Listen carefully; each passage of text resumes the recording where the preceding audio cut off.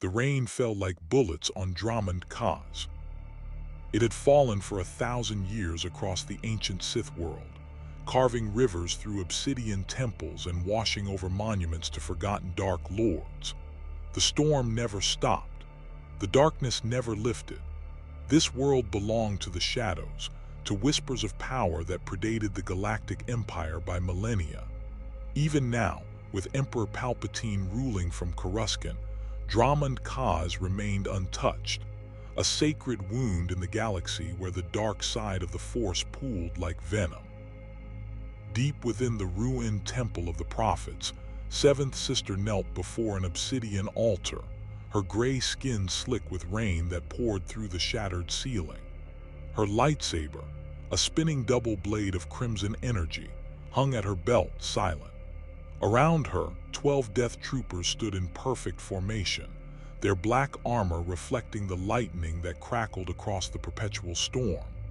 They were the Empire's finest soldiers, conditioned for absolute loyalty and enhanced for maximum lethality. They would all be dead in 4 minutes. Seventh Sister raised her hands, fingers splayed, and spoke the ancient Sith incantation she discovered in Vader's forbidden archives. The words tasted like copper and ash. The altar responded, grooves carved with high Sith runes ignited with violet fire, and the air itself began to shimmer. She was attempting something no Inquisitor had dared, opening a gateway to a dark side dimension, a pocket of pure malevolence that could grant her power beyond the limitations of her training. The Grand Inquisitor would punish her for this arrogance. Lord Vader would likely kill her for it.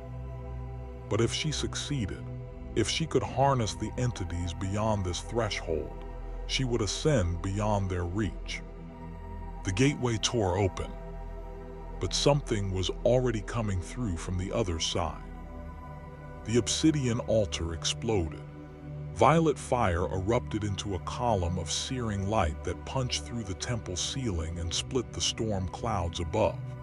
The Death Troopers raised their blasters instantly, targeting protocols engaging, but their HUD displays went haywire, energy readings spiking beyond measurement, dimensional signatures that didn't exist in any Imperial database.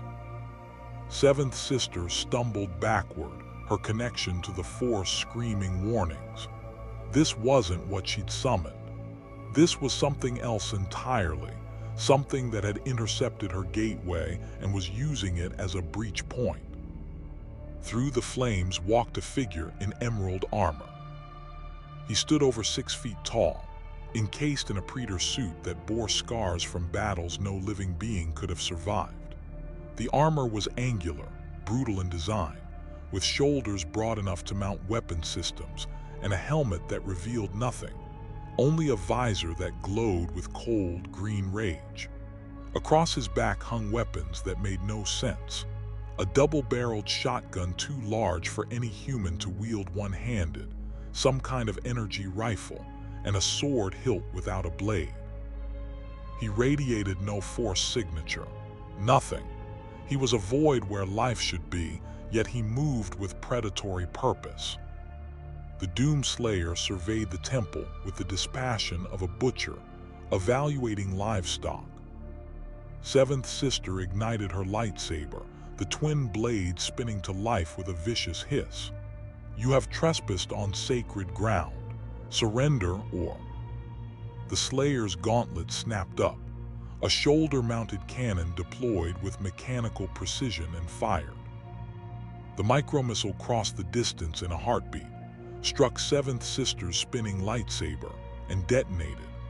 The explosion hurled her across the temple floor, her weapon torn from her grip and skittering into the darkness. Before she could rise, the Death Troopers opened fire, 12 SC-14R blasters unleashing precisely coordinated volleys designed to overwhelm any target with concentrated energy. The bolt struck the Praetor suit and dissipated against its shielding, absorbed into energy reserves that only made the Slayer stronger. He drew the super shotgun. The first Death Trooper died as the Slayer closed the distance in 2 massive strides, grabbed the soldier by the helmet, and slammed his head into the obsidian floor hard enough to crack both. The second trooper attempted a combat roll. The Slayer's boot caught him mid-movement and crushed his chest plate like plastered paper. The super shotgun roared, a sound like gods dying, and erased 2 more troopers in a spray of carnage that painted the ancient temple walls. No hesitation, no mercy, just mechanical, efficient slaughter. The remaining Death Troopers switched to thermal detonators. The Slayer grabbed one trooper by the wrist as he primed the explosive, twisted the arm until servos in the armor shrieked, and shoved the trooper into his comrades. The detonation was muffled by their bodies but left nothing intact. Seventh Sister crawled toward her lightsaber, the Force screaming at her to flee, to run, to abandon this place. Her fingers closed around the hilt. The Slayer's boot pinned her wrist to the ground. She looked up into that visor and felt something she'd never experienced in all her years serving the dark side. She felt like prey. This wasn't a man. This wasn't even a Force user. This was something primal, something that existed only to destroy. In the reflection of his visor, she saw herself as he saw her, corrupt, tainted, demonic. A target. "Wait," she gasped, blood running from her mouth. "I can give you power. I can teach you the ways of the dark side. We can." The Slayer reached down and grabbed her by the throat, lifting her effortlessly off the ground. Seventh Sister clawed at his gauntlet, calling on the Force to choke him, to crush his windpipe, to stop his heart. The dark side answered her call, invisible hands of malevolent energy wrapping around the Slayer's neck. He didn't even flinch. His grip tightened. There was a wet crunch. Seventh Sister's body went limp. The Doomslayer dropped the corpse and turned his attention to the still-burning gateway. Argent energy mixed with dark side power, creating a volatile rift that pulsed with sickly light. He'd been pursuing the Hell Priest D. Granak through a portal when something had intercepted his path. This place, this nexus of corruption. The dimensional mathematics were wrong, the energy signatures alien, but the fundamental truth remained unchanged. Wherever Hell's influence touched, he would burn it clean. He drew a device from his belt, a compact scanner that Vega, his AI companion, had designed. Static crackled through his helmet speakers, then a familiar voice, distorted by dimensional interference. "Slayer, dimensional breach, unknown galaxy, Hell energy signature detected but different. Analyzing. Warning. This dimension's corrupted energy is integrated with local life forms. Widespread infestation detected across multiple star systems." The Slayer's hands clenched into fists. Vega continued, reading massive concentrations of corrupted energy on nearby planets. Primary nexus located on a planet designated Coruscant.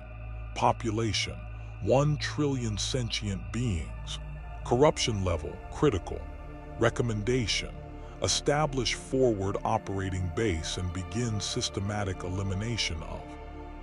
The transmission cut to static. The Slayer didn't need further instruction. He'd been doing this for eons, since the priests of Hell had sacrificed his wife and child, since the Seraphim had blessed him with terrible purpose, since he'd carved his way through every layer of perdition and made demons whisper his name in fear. Hell had followed him here, or something like it. These Force users, with their corruption and their dark side power, they reeked of demonic taint. And if this galaxy harbored demons, if it gave them power and let them rule, he would do what he always did: rip and tear. The Doomslayer walked toward the temple entrance, his boots crunching over Inquisitor bones and Death Trooper armor. Rain hammered against his Praetor suit as he emerged into the storm. Lightning revealed a landscape of ruins, ancient Sith statues stretching toward the black sky, temples crumbling under centuries of decay, and in the distance, some kind of orbital facility where ships came and went. His motion tracker pinged, 300 meters closing fast, more soldiers, more corrupted energy signatures. Good.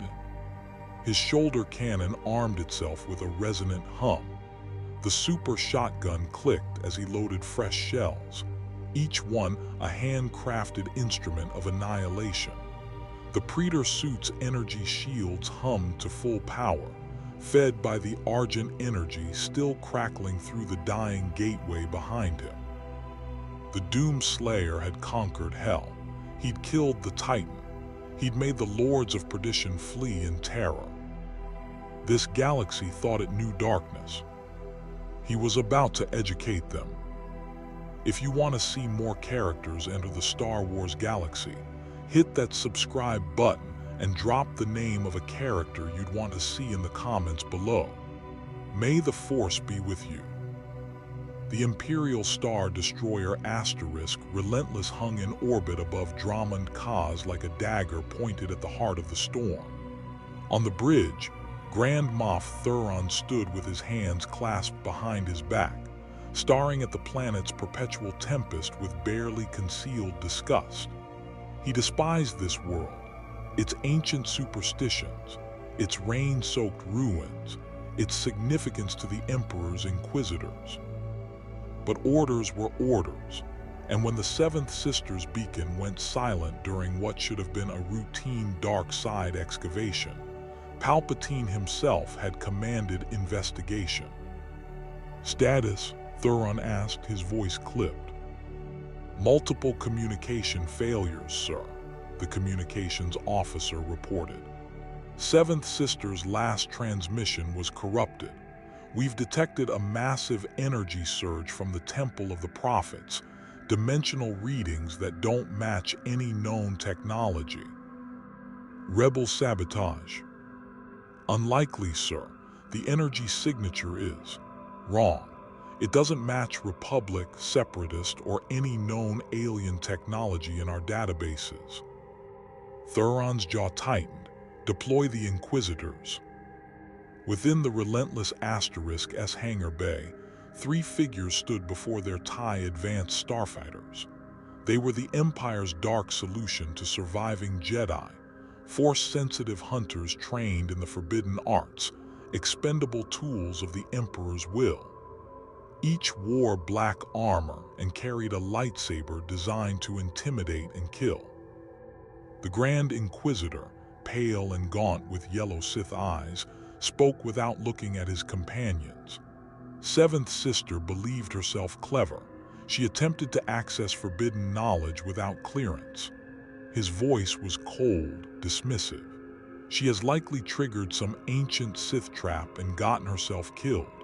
We will recover whatever artifacts she unearthed and report her failure to Lord Vader." Beside him, fifth brother, a towering, gray-skinned Inquisitor with a perpetual scowl, grunted, "If rebels are involved, I want first blood." The third sister, younger and ambitious, ignited her lightsaber briefly, a vicious red blade. The seventh sister was weak. "This is an opportunity to prove our superiority." "Your arrogance matches hers," the Grand Inquisitor said. "Control it, or you will join her in failure." They launched. 3 TIE Advanced screamed through Dromund Kaas's atmosphere, their solar panels slicing through the rain as lightning danced across their hulls. The Grand Inquisitor piloted with Force-enhanced precision, feeling the dark side nexus below pulsing like an infected wound. But there was something else, something that didn't belong, a void in the Force that moved with predatory purpose. "I sense nothing," third sister said over the comm. "Where seventh sister should be, there's only absence." "Death leaves such voids," the Grand Inquisitor replied. Land at the temple coordinates. Stay alert. The TIEs touched down on a landing platform carved from obsidian, rain hammering their viewports. The Inquisitors emerged, lightsabers ready, and immediately sensed the wrongness. The dark side here was agitated, disturbed, like water after something massive has passed through. The Grand Inquisitor led them into the Temple of the Prophets. What they found defied explanation. Seventh Sister's body lay in the center of the chamber, neck twisted at an impossible angle, her spinning lightsaber destroyed and scattered in pieces. Around her, 12 Death Troopers were simply gone, not vaporized by blasters or cut down by lightsabers, obliterated, chunks of armor embedded in walls, blood patterns suggesting impossible violence, scorch marks from weapons that burned hotter than any blaster the Empire possessed. Fifth Brother knelt beside a crater in the floor. Something detonated here, micromissile perhaps, but the residue is wrong, energy signatures I've never encountered. Third Sister examined claw marks gouged into the obsidian altar. These weren't made by vibroblades or lightsabers. Something tore through the stone with bare hands. The Grand Inquisitor closed his eyes and reached into the Force, reading the echoes of violence imprinted on this place. He saw Seventh Sister's ritual, the gateway opening, and then a figure in emerald armor. A presence that radiated no Force signature, no life, nothing but absolute purpose. He saw Seventh Sister die, watched through the Force's memory as this armored entity slaughtered trained soldiers like they were nothing, moved with speed that should have been impossible for someone so heavily armored, and showed no hesitation, no fear, no mercy. The Grand Inquisitor's eyes snapped open. We need to leave, now. What? Third Sister's confusion turned to indignation. We haven't even. Whatever killed Seventh Sister is still on this planet, and it does not belong to the Force. The Grand Inquisitor's voice carried an edge of something the other Inquisitors had never heard from him. Uncertainty. This is beyond our mission parameters. We report to Lord Vader immediately. Fifth Brother's pride bristled. You would flee from a single enemy. I would not waste Imperial resources on an unknown threat without proper reconnaissance. The Grand Inquisitor turned toward the exit. Gather what data you can. We leave in. The temple's entrance exploded inward. Stone blocks weighing tons simply disintegrated as something detonated on the other side. Through the smoke and debris walked the Doomslayer, his armor scorched from some recent battle, his super shotgun still smoking. Behind him, the burning wreckage of an Imperial shuttle painted the rain orange. He destroyed their backup extraction before they even knew he was there. The three Inquisitors ignited their lightsabers in perfect synchronization, crimson blades humming to life. The Grand Inquisitor's weapon was a double-bladed disc that spun with gyroscopic precision, designed to overwhelm opponents with unpredictable angles. Fifth Brother's was a massive double blade built for raw power. Third Sister's was elegant, quick, meant for precision strikes. Against the Doomslayer, they were toys. Surrender, the Grand Inquisitor commanded, his voice amplified by the Force. You have killed an Imperial Inquisitor. Kneel and your death will be quick.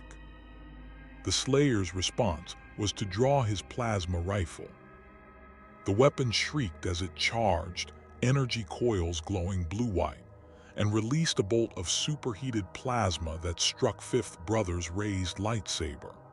The impact didn't just push him back, it overloaded his weapon, the kyber crystal within shrieking as it tried to dissipate energy it wasn't designed to handle.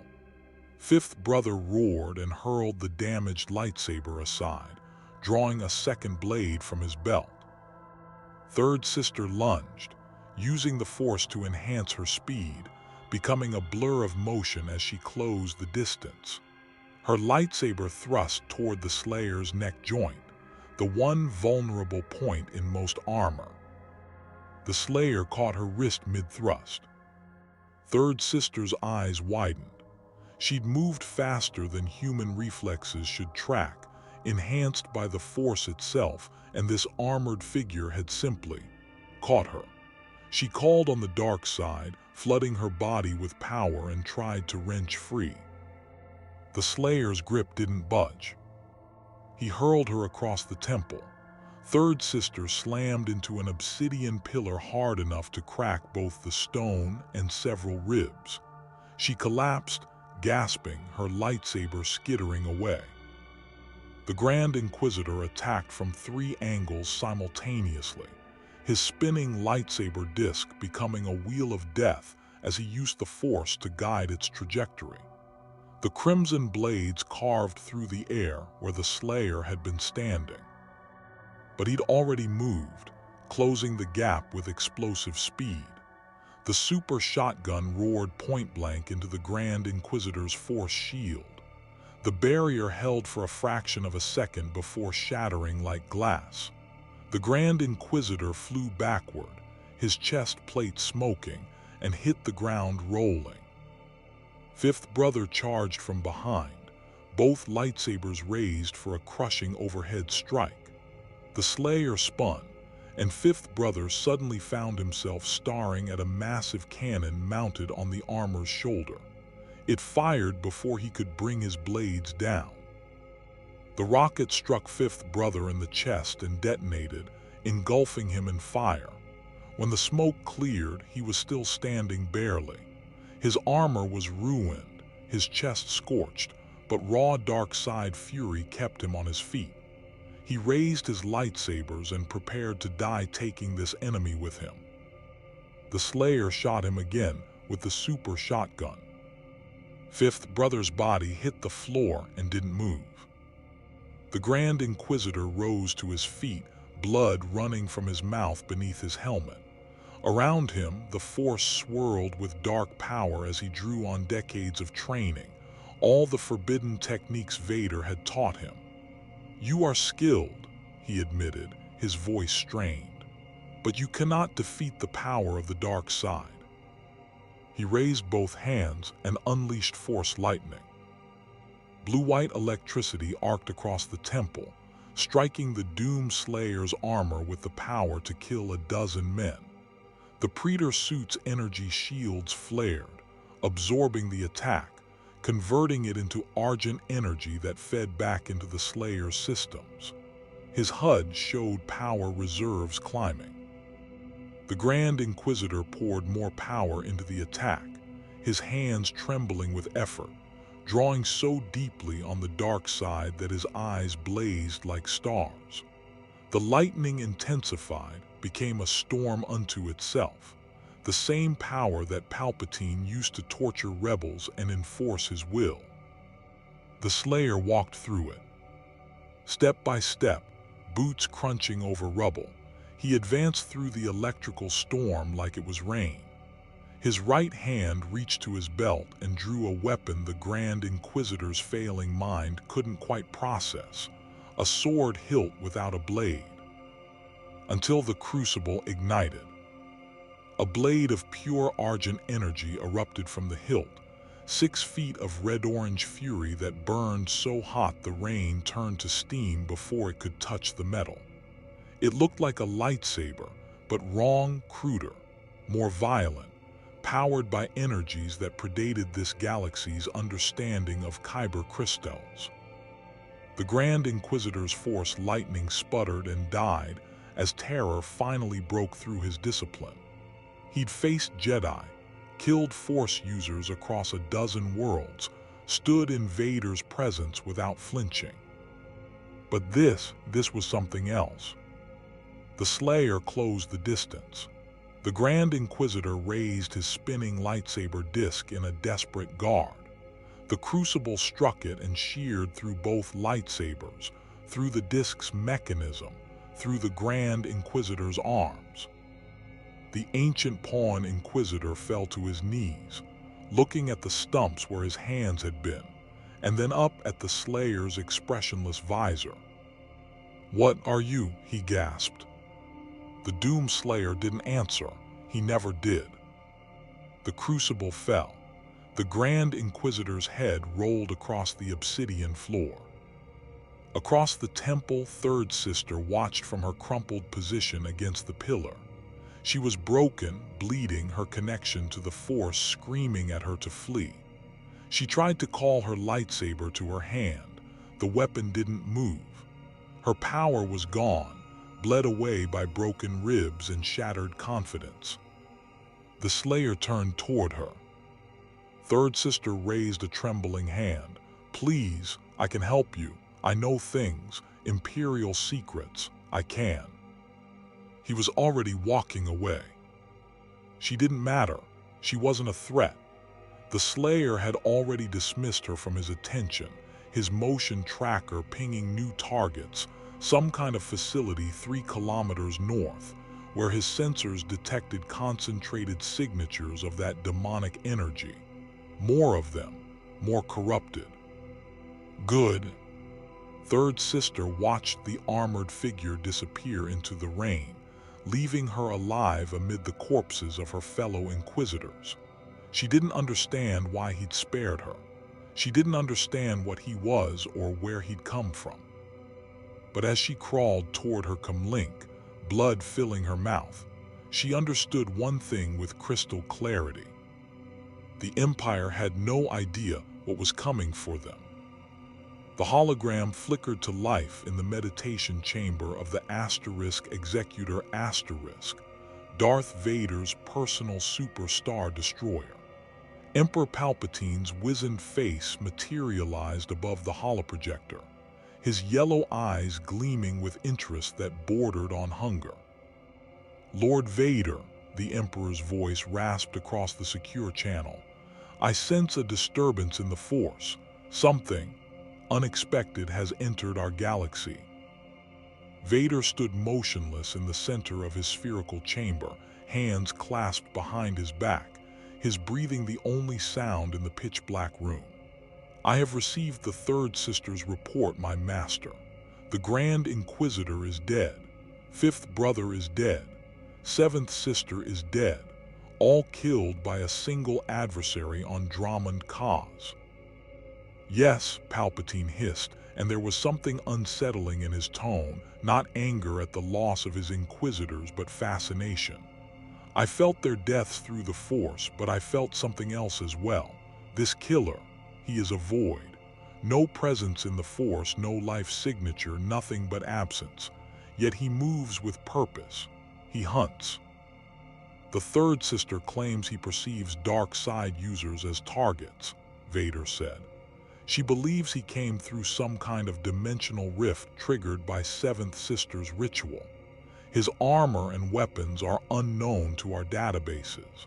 His capabilities exceed standard combat parameters. Then he is dangerous." Palpatine leaned forward, his holographic form distorting slightly. "Or he is an opportunity. Find him, Lord Vader. Determine if he can be controlled. If not, destroy him. I will not tolerate threats to our empire, no matter how intriguing." The hologram died. Vader remained still for precisely 3 seconds, his mind calculating trajectories and probabilities.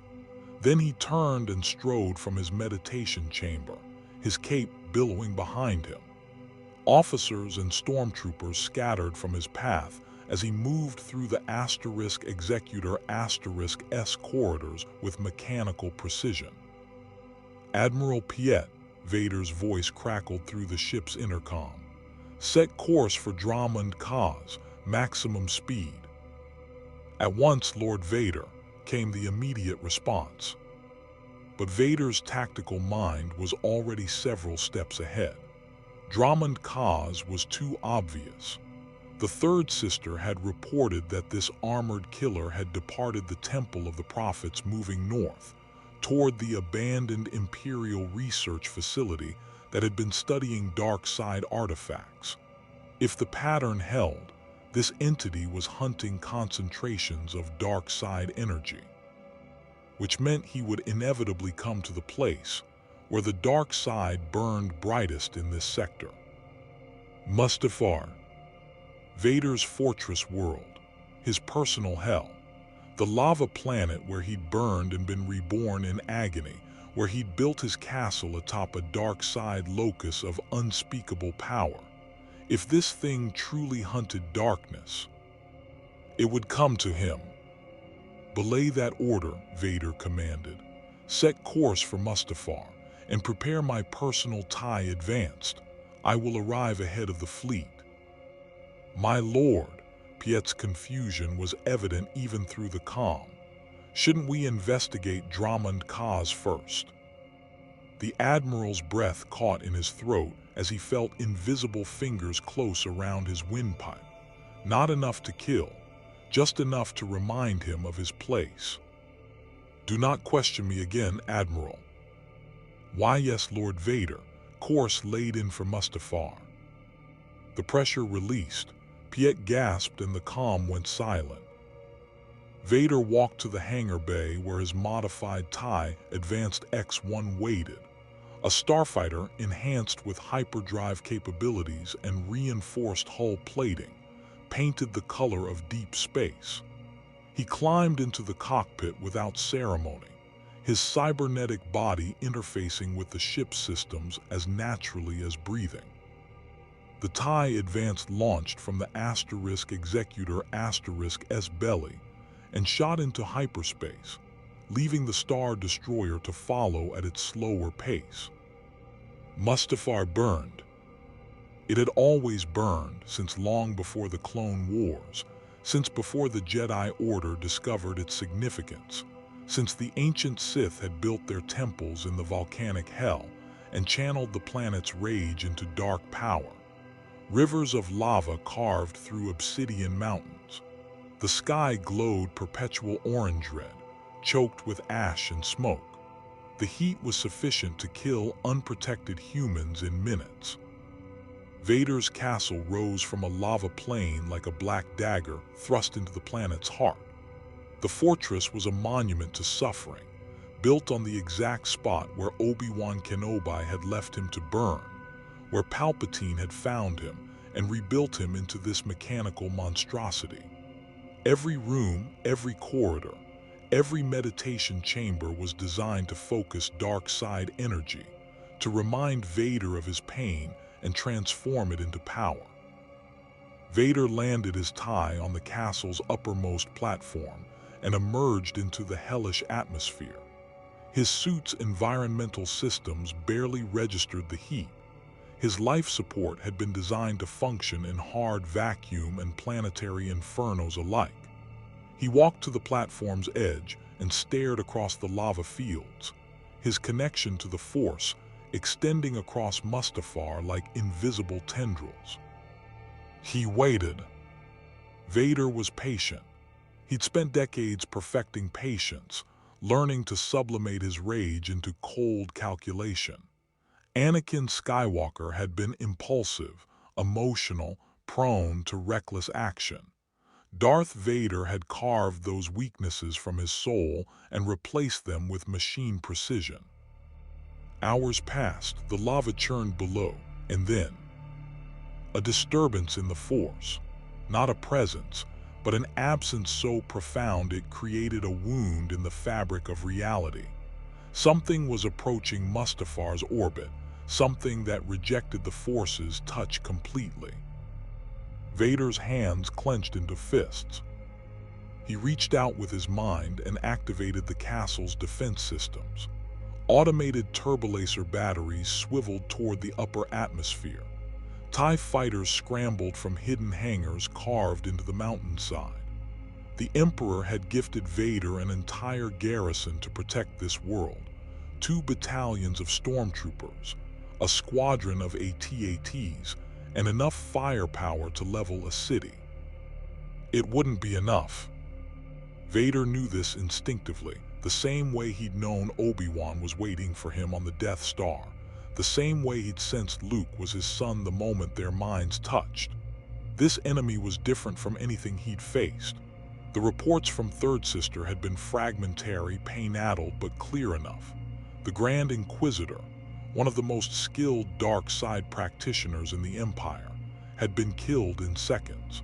Not defeated, not bested in honorable combat, but executed like an animal.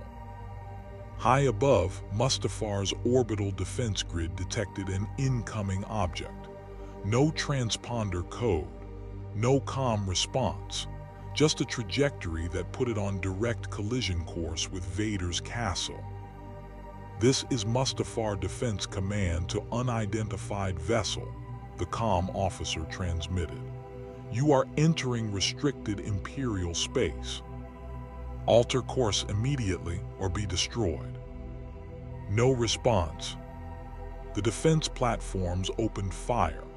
Turbolaser bolts lanced through space, hundreds of terajoules of destructive energy converging on the approaching object. The weapons that could vaporize rebel corvettes that had been designed to crack planetary shields. They struck something and dissipated. Energy shielding flared green around a small craft, some kind of one-man vessel that looked like it had been welded together from scrap and rage. It absorbed the turbolaser fire the way a star absorbed dust, and continued its descent into Mustafar's atmosphere. Vader watched from his platform as the craft burned through the ash-choked sky, trailing plasma, and crashed into a lava field 3 kilometers from his castle. The impact sent a geyser of molten rock, erupting hundreds of meters into the air. The TIE fighters screamed toward the crash site, 12 Imperial starfighters moving in perfect formation. Their pilots were veterans, men who'd survived the Battle of Yavin and countless rebel engagements. They died in the next 90 seconds. Vader watched through the Force as the first TIE exploded, not shot down by conventional weapons, but struck by some kind of energy projectile that tore through its solar panels and ignited its fuel cells. The second and third TIEs broke formation, attempting evasive maneuvers, but something on the ground was tracking them with impossible accuracy. Green bolts of plasma energy arced up from the lava field, each shot calculated to exploit the TIE's weak points. One by one, the starfighters fell from the sky, trailing fire and debris. The last pilot managed to transmit before his TIE disintegrated. "What is that thing? It's just standing there in the lava. It's static." Vader activated his castle's external view screens and magnified the crash site. The image resolved through the heat distortion and ash, revealing a figure standing knee-deep in molten rock that should have vaporized any living being. The Doomslayer. His Praetor suit's shields glowed softly as they repelled the lava's heat, the same technology that had protected him in the fires of hell, now keeping Mustafar's inferno at bay. In his hands, he carried that massive double-barreled weapon the Third Sister had described, the super shotgun. Across his back hung an arsenal that looked primitive and devastating in equal measure. He turned toward Vader's castle and began walking. Through lava, through rivers of molten stone that should have been impassable, through volcanic vents that belched toxic gas, through an environment that killed everything it touched. He simply walked, one step at a time, his pace steady and inexorable. Vader felt something he hadn't experienced in years: anticipation. "All units," he commanded through the castle's comm system, "converge on the main gate. Prepare to engage hostile target. Do not allow him to enter the castle." 200 stormtroopers assembled at Fortress Vader's main entrance, their white armor stark against the black obsidian walls. Behind them, 3 AT-ST walkers powered up their weapon systems, chin-mounted blaster cannons swiveling toward the approaching threat. Heavy repeating blaster emplacements locked into firing positions. The Doomslayer emerged from a lava flow 200 meters from the gate. "Halt!" the stormtrooper commander's voice boomed through external speakers. "You are trespassing on Imperial property. Drop your weapons and surrender or..."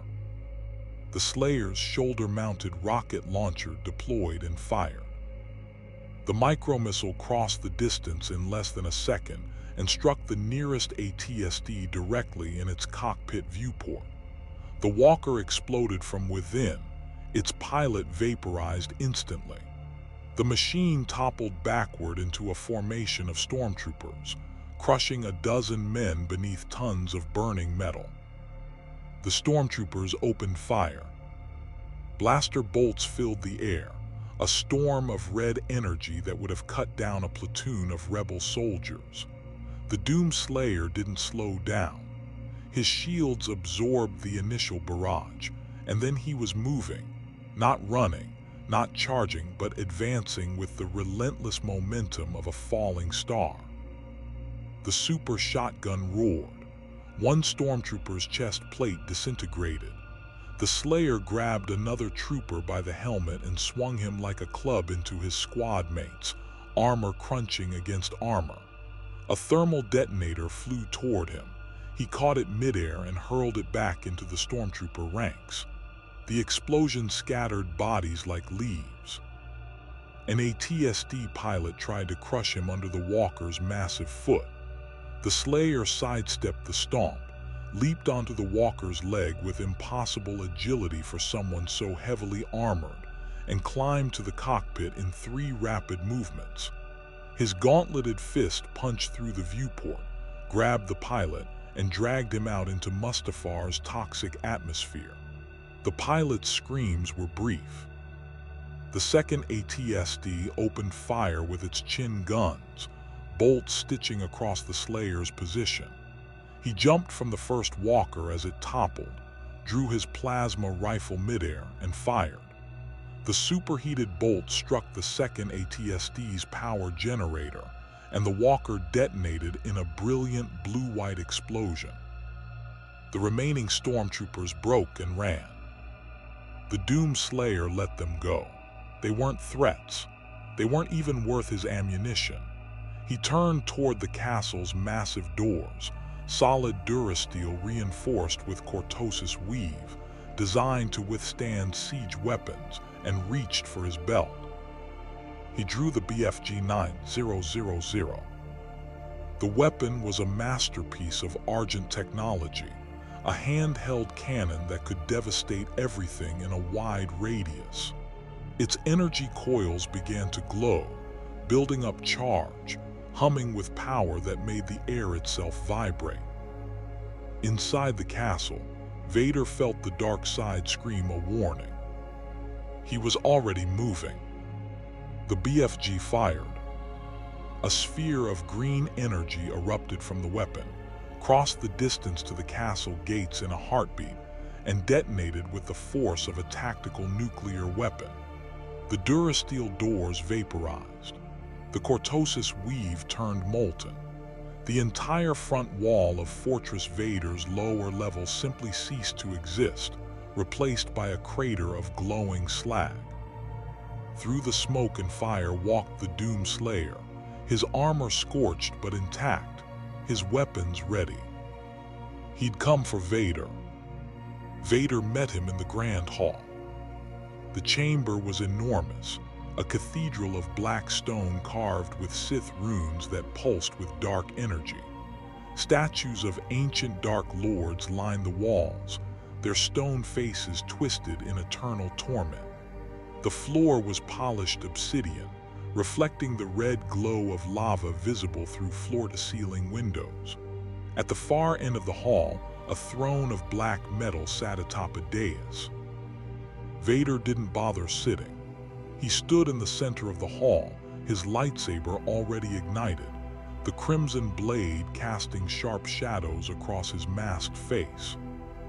The Doomslayer entered through the ruined entrance, his boots crunching on debris, his HUD scanning the chamber and identifying the threat. One target, heavily corrupted energy signature, armed with plasma blade technology, cybernetic enhancements detected. Demon classification, high priority. They stared at each other across 50 meters of empty space, the Dark Lord of the Sith and the Scourge of Hell. "I am Darth Vader," the Sith Lord's voice boomed through his respirator, mechanically modulated yet carrying absolute authority. "You have killed Imperial personnel. You have destroyed Imperial property. Surrender now, and your death will be swift."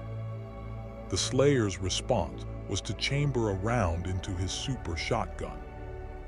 Vader raised his free hand and unleashed the Force. The entire hall erupted into telekinetic chaos. Statues tore themselves from their pedestals and flew at the Slayer from every angle. Tons of stone accelerated to lethal velocity.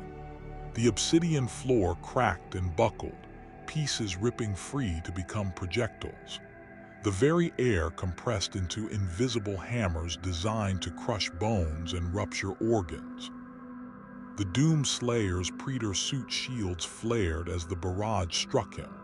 Statues shattered against his armor. Stone shards ricocheted off energy barriers. The telekinetic pressure that would have pulverized a normal human merely slowed his advance. He raised the plasma rifle and fired. Vader's lightsaber intercepted the plasma bolt, the crimson blade deflecting it into a wall where it left a molten crater. The next bolt came faster. Vader deflected it. The third bolt came from a different angle. Vader spun, his movements enhanced by the Force, and caught it on his blade. The Slayer was already firing his shoulder-mounted rockets. The micromissile streaked toward Vader, who raised his hand and caught it with the Force, holding it suspended in midair 3 meters from his chest. The missile's thrusters whined as they fought against the invisible grip. Vader crushed it telekinetically. The explosion filled the hall with smoke and shrapnel. When it cleared, the Doomslayer had closed half the distance, his super shotgun leveled at Vader's center mass. He fired.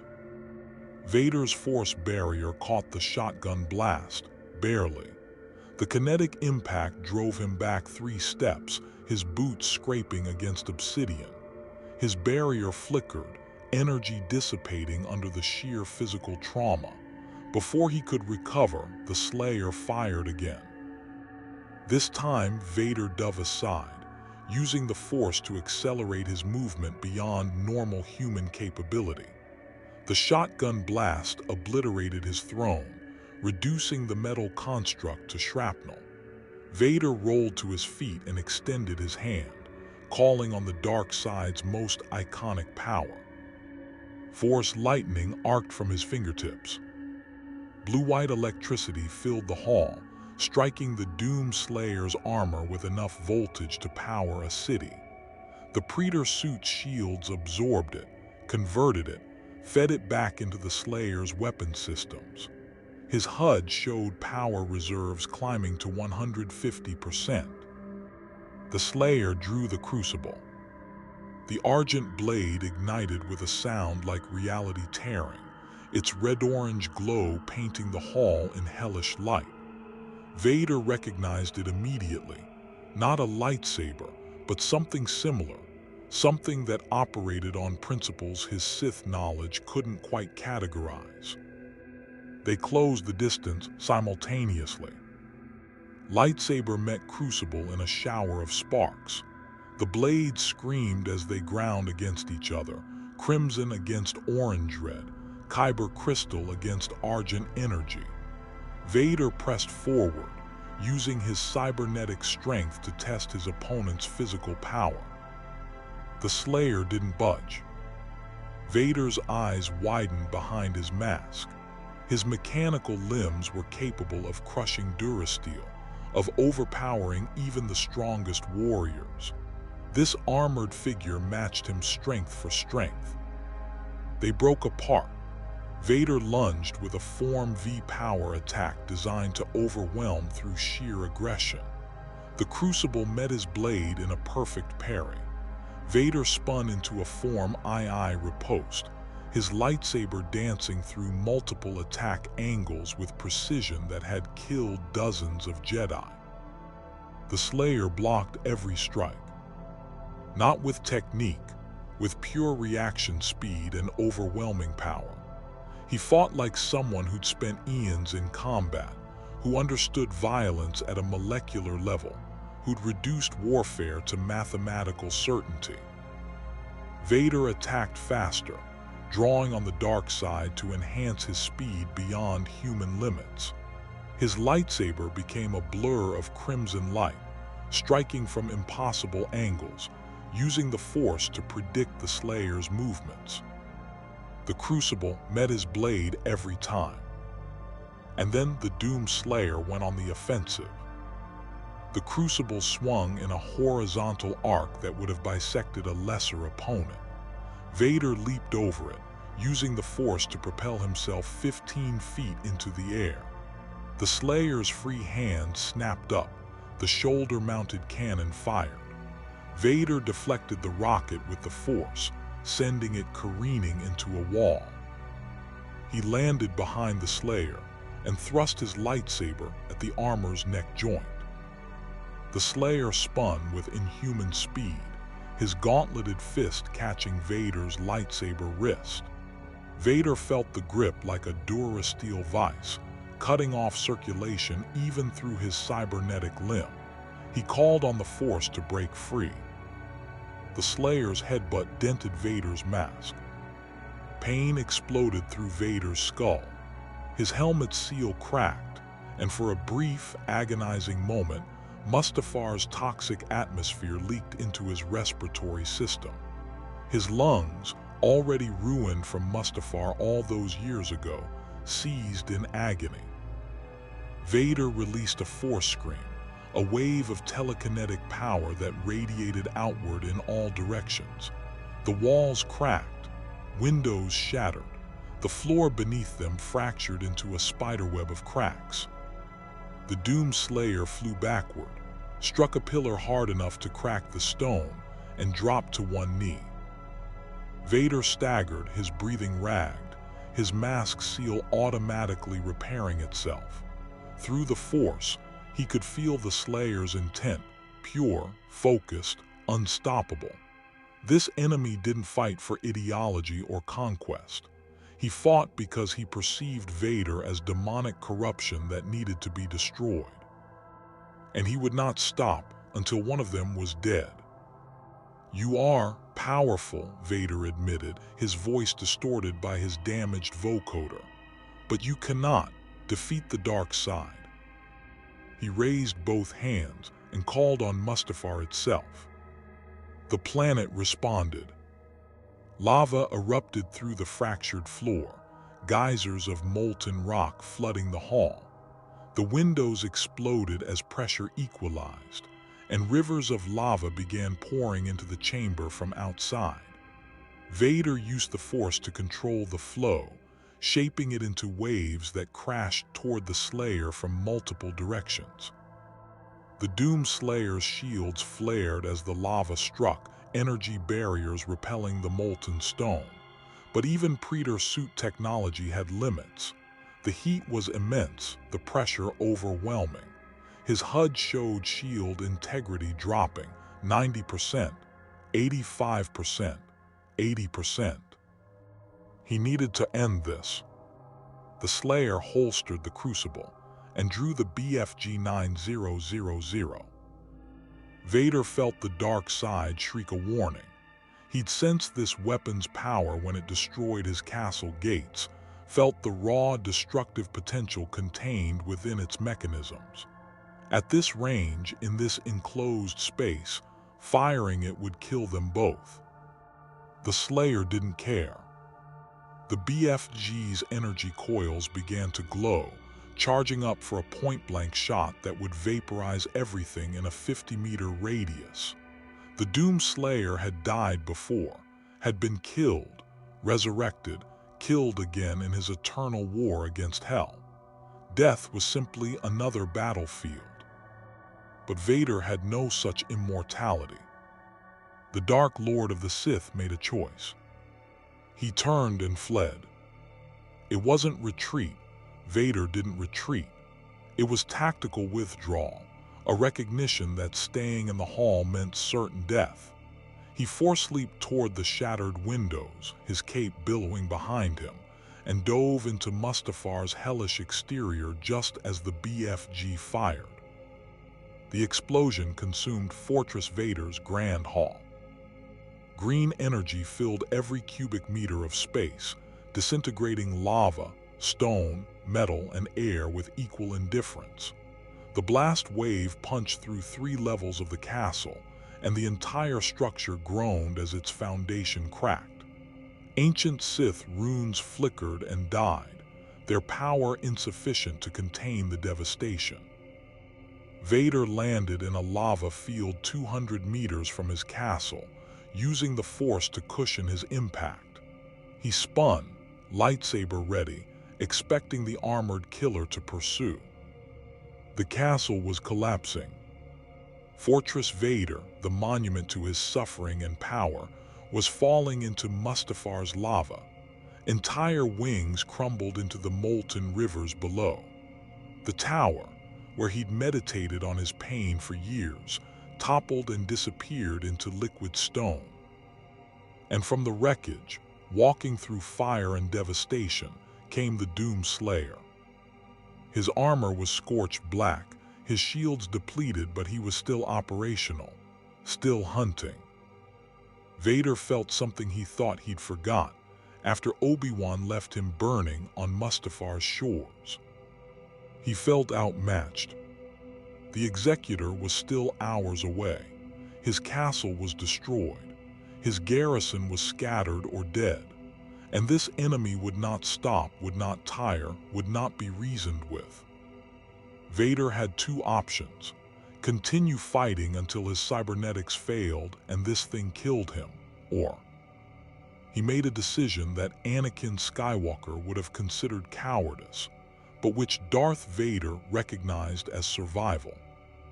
He reached out through the Force to his TIE Advanced X-1, still parked on what remained of the castle's upper platform. The starfighter's engines ignited remotely. Using the Force, Vader pulled the TIE toward him, the fighter screaming through the air on autopilot. The Doomslayer raised his plasma rifle. Vader caught the TIE as it swooped past, grabbing onto the wing and hauling himself into the cockpit mid-flight. Plasma bolts seared past his fighter as he punched the thrusters to maximum, climbing away from Mustafar's surface at supersonic velocity. He'd survived. But for the first time since becoming Darth Vader, he'd been forced to abandon a battlefield. The Doomslayer stood amid the ruins of Fortress Vader, watching the TIE fighter disappear into the ash-choked sky.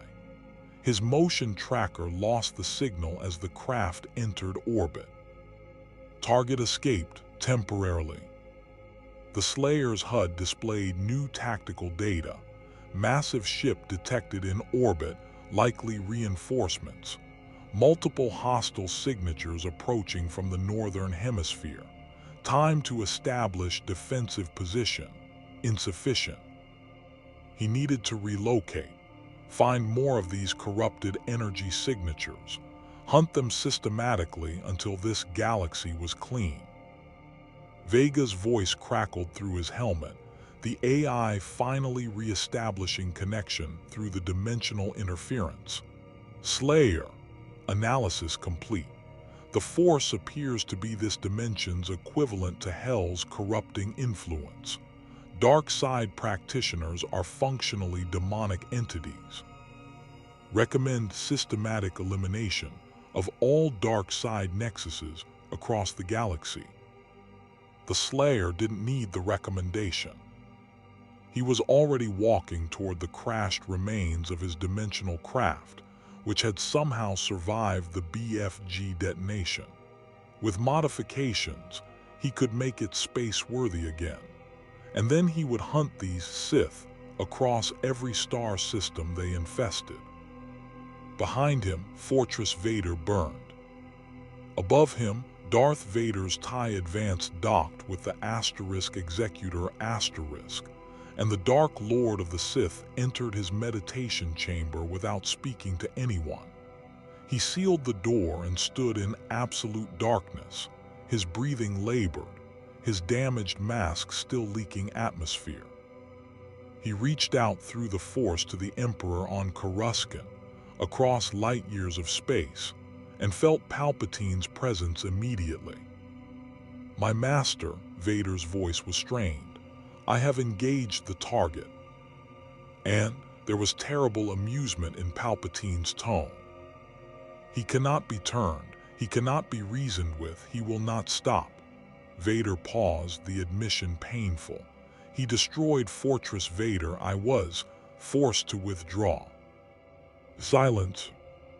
Then Palpatine's laughter, dry, cruel, delighted. "You, my apprentice, you fled." The Emperor's amusement was palpable. "How extraordinary! This creature is more dangerous than I anticipated. We must capture him, study him. If we cannot turn him, we will dissect him and learn how to create more like him. He is hunting dark side users, master. He will come for you eventually." "Yes," Palpatine purred. "Let him come. And when he arrives on Coruscant, he will find the full might of the Empire waiting. Every stormtrooper, every star destroyer, every weapon we possess. We will see if this Doomslayer can stand against an entire galaxy." The connection severed. Vader stood alone in darkness, feeling something he hadn't experienced in decades: doubt. He'd faced Obi-Wan Kenobi, the Jedi who'd trained him. He'd hunted Jedi across the galaxy and killed them all. He'd stood before the Emperor's throne without fear. But this armored demon from another dimension. Vader's hand touched his damaged mask, feeling the dent where the Slayer's headbutt had cracked his helmet. The Doomslayer was unlike anything the galaxy had ever seen. And he was just getting started. The Rebel Alliance had survived this long by doing three things exceptionally well: gathering intelligence, striking fast, and disappearing before the Empire could retaliate.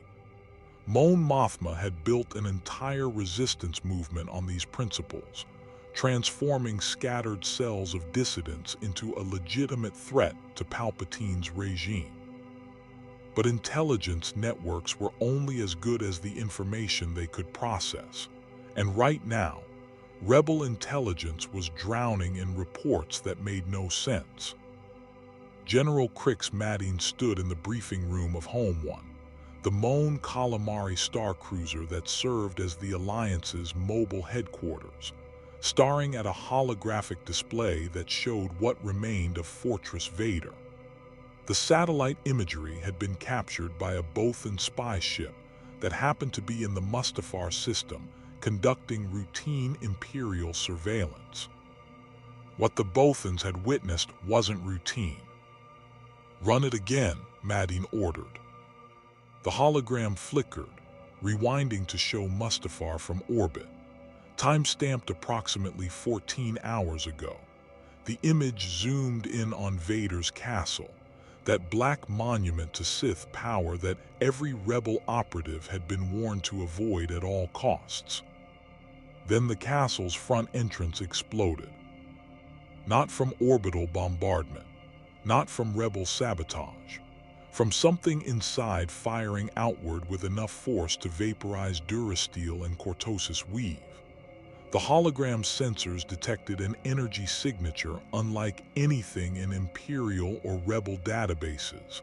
Not blaster fire, not proton torpedoes, not even Death Star superlaser emissions. Something new. The recording continued.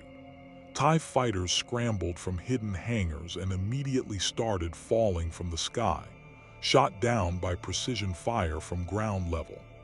Then the sensors detected a massive energy spike from within the castle itself, and the entire Grand Hall section of Fortress Vader simply ceased to exist, replaced by an expanding sphere of green light.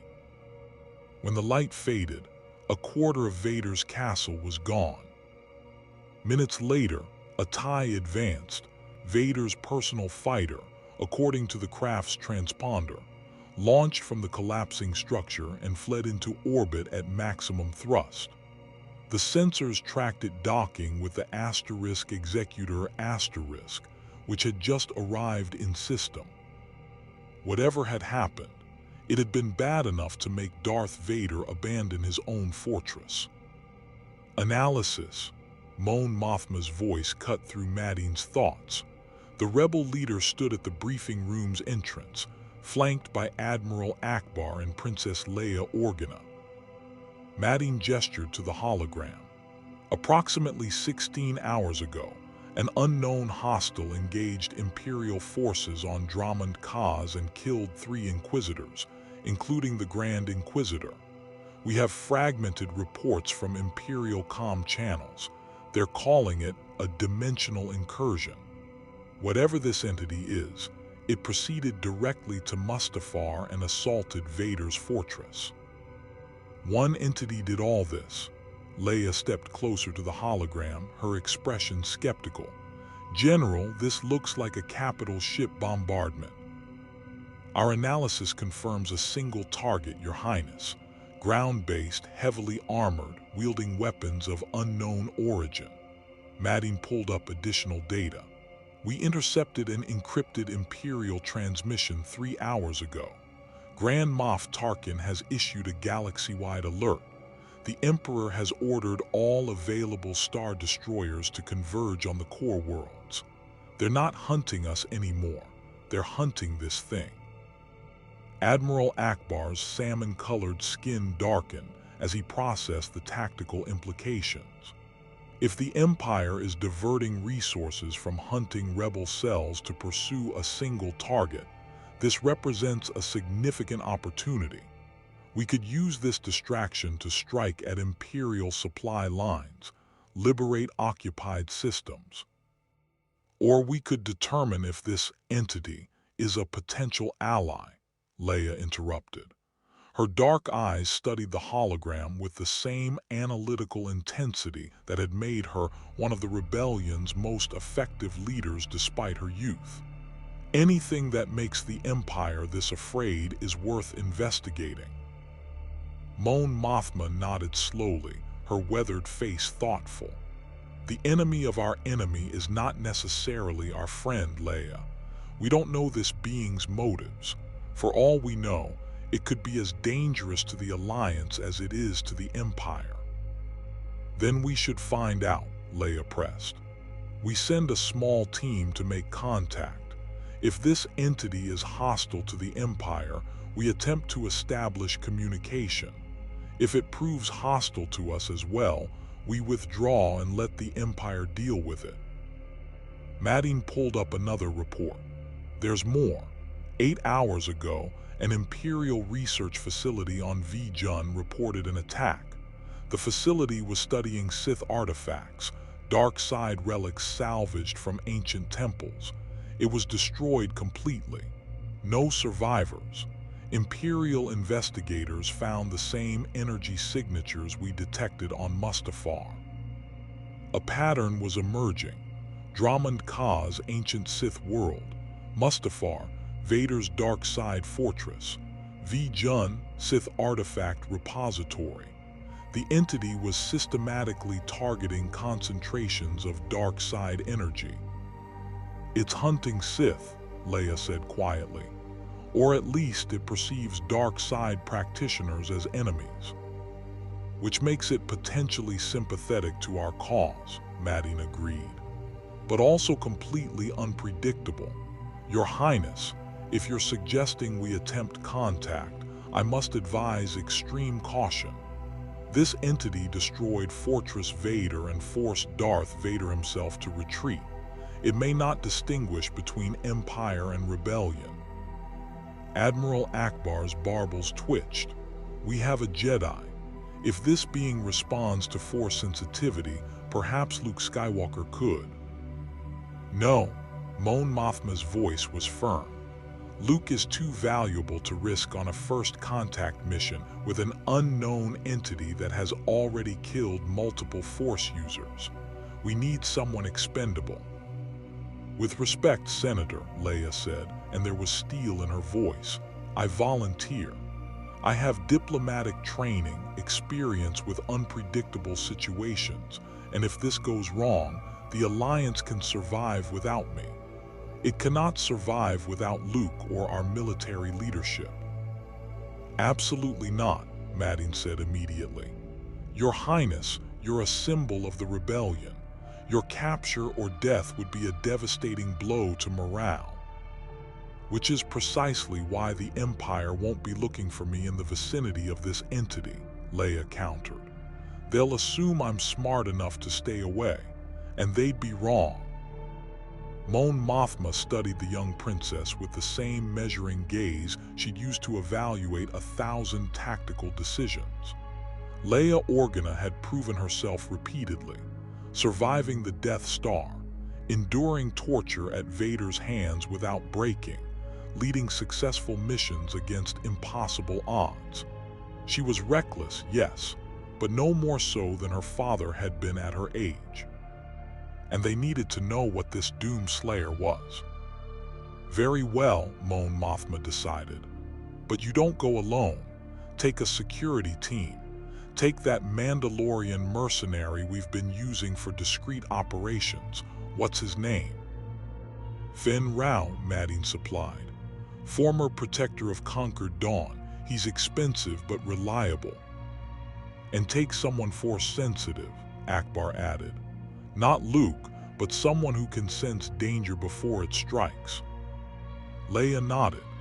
There's a former Jedi Temple guard who joined our cell on Yavin IV after the Death Star's destruction. He survived Order 66 by abandoning his lightsaber and living as a civilian. His name is Eno Cordova. He's old, but his connection to the Force is still strong. Then you have your team. Mon Mothma turned to Madine. General, provide Princess Leia with our best intelligence on the entity's last known location and predicted trajectory. And Leia, the older woman's expression softened slightly. Be careful. The Force may guide you, but even the Force has limits against something that exists outside its influence. 48 hours later, the modified CR-90 Corvette Redemption's Edge dropped out of hyperspace near the planet Korriban. Leia stood on the bridge, staring at the ancient Sith world through the viewport. Korriban was a graveyard, tombs of dark lords stretching back millennia, valleys filled with Sith architecture, an entire planet consecrated to darkness. The Empire had established a small garrison here to study the tombs and prevent rebel interference with their archaeological excavations. According to the latest intelligence, that garrison had gone silent 6 hours ago. Scanning for Imperial vessels, the corvette's captain reported. Detecting debris field in high orbit looks like the remains of 2 Imperial frigates and a Gazenti-class cruiser. They've been shredded, hull breaches consistent with high-energy weapons fire. Leia exchanged glances with Fenn Rau, the Mandalorian who stood beside her in full armor, traditional Beskar painted in the colors of Conquered Dawn. His helmet tilted slightly as he studied the debris field. Whatever did that used weapons designed to crack capital ships, Fenn said, his voice filtered through his helmet's vocoder. The Empire doesn't scare easy, but they abandoned this system completely. No recovery vessels, no reinforcements. That tells me they've decided Korriban isn't worth defending anymore. Behind them, Eno Cordova, A gray-haired human with the weathered face of someone who'd seen too much stood with his eyes closed, reaching out through the Force. He'd refused to carry a lightsaber, claiming his days as a warrior were behind him, but Leia could sense the power within him nonetheless. "The dark side is disturbed here," Eno said quietly, "like a wound that's been cauterized. The usual malevolence that permeates Korriban is muted, as if something has burned through it and left only ash." "Can you sense the entity?" Leia asked. "No, which is itself significant." Eno opened his eyes and there was concern in them.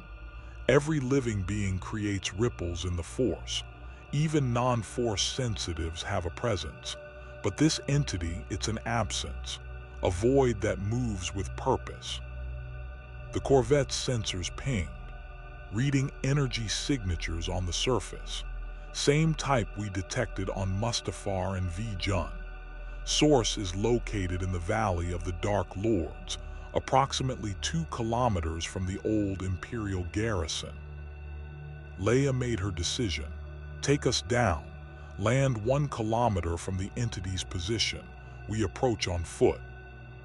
"Your Highness," the captain protested, "landing puts the ship at risk if the entity proves hostile." "Then stay at high altitude and be ready to extract us if this goes wrong." Leia turned to Fenn Rau. "How good are you at non-lethal takedowns?" The Mandalorian's helmet tilted in what might have been amusement.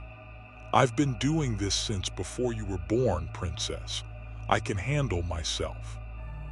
"And you, Master Cordova?" The old Jedi smiled gently. "I survived the purge by running and hiding.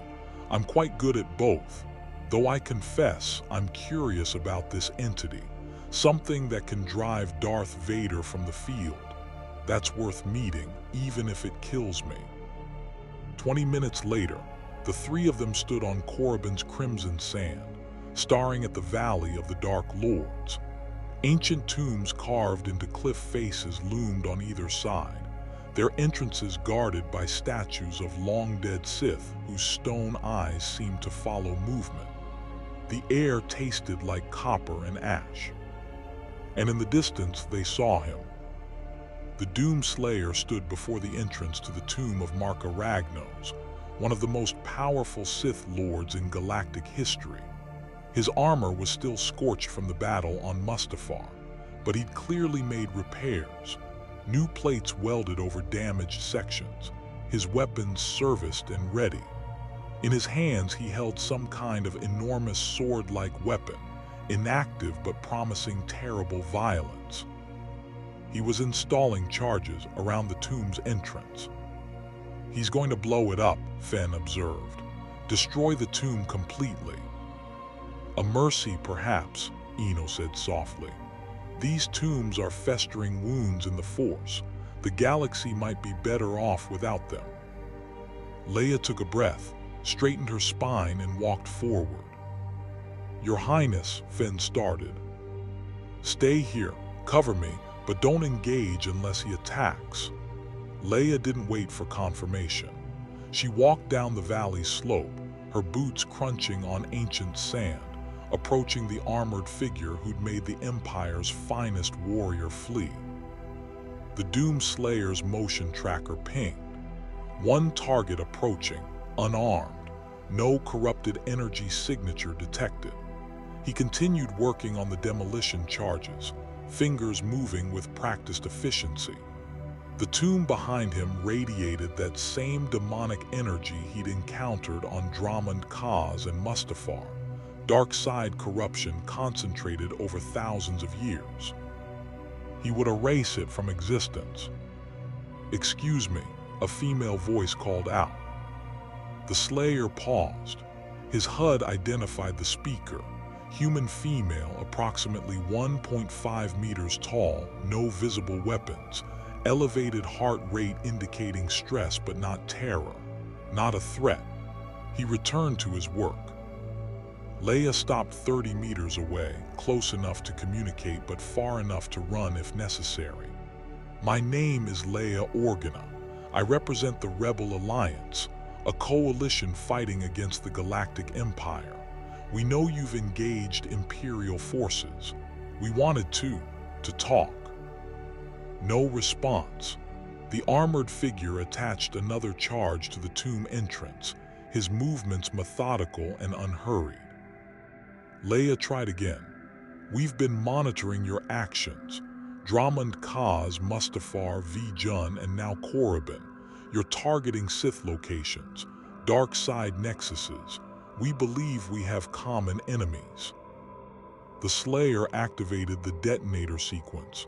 A countdown appeared on his HUD, 60 seconds. He turned and began walking away from the tomb, directly toward Leia. She held her ground, though every instinct screamed at her to run. As he approached, she realized just how imposing this entity was, easily over 6 feet tall, his armor adding bulk that made him seem even larger, weapons bristling from every surface. His visor revealed nothing, just a cold green glow that suggested something inhuman behind the helmet. He walked past her without slowing. Leia turned, watching him go. "Wait. Please, we're not your enemies. We're fighting the same people you are. The Emperor Vader, the Inquisitors, they're our enemies too, if we could just." The tomb of Marka Ragnos exploded. The detonation was precise, controlled, designed to collapse the entire structure inward and seal the dark side corruption beneath tons of rubble. The shockwave rolled across the valley, and Leia stumbled as the ground shook. When the dust cleared, the ancient tomb was simply gone, replaced by a crater of broken stone.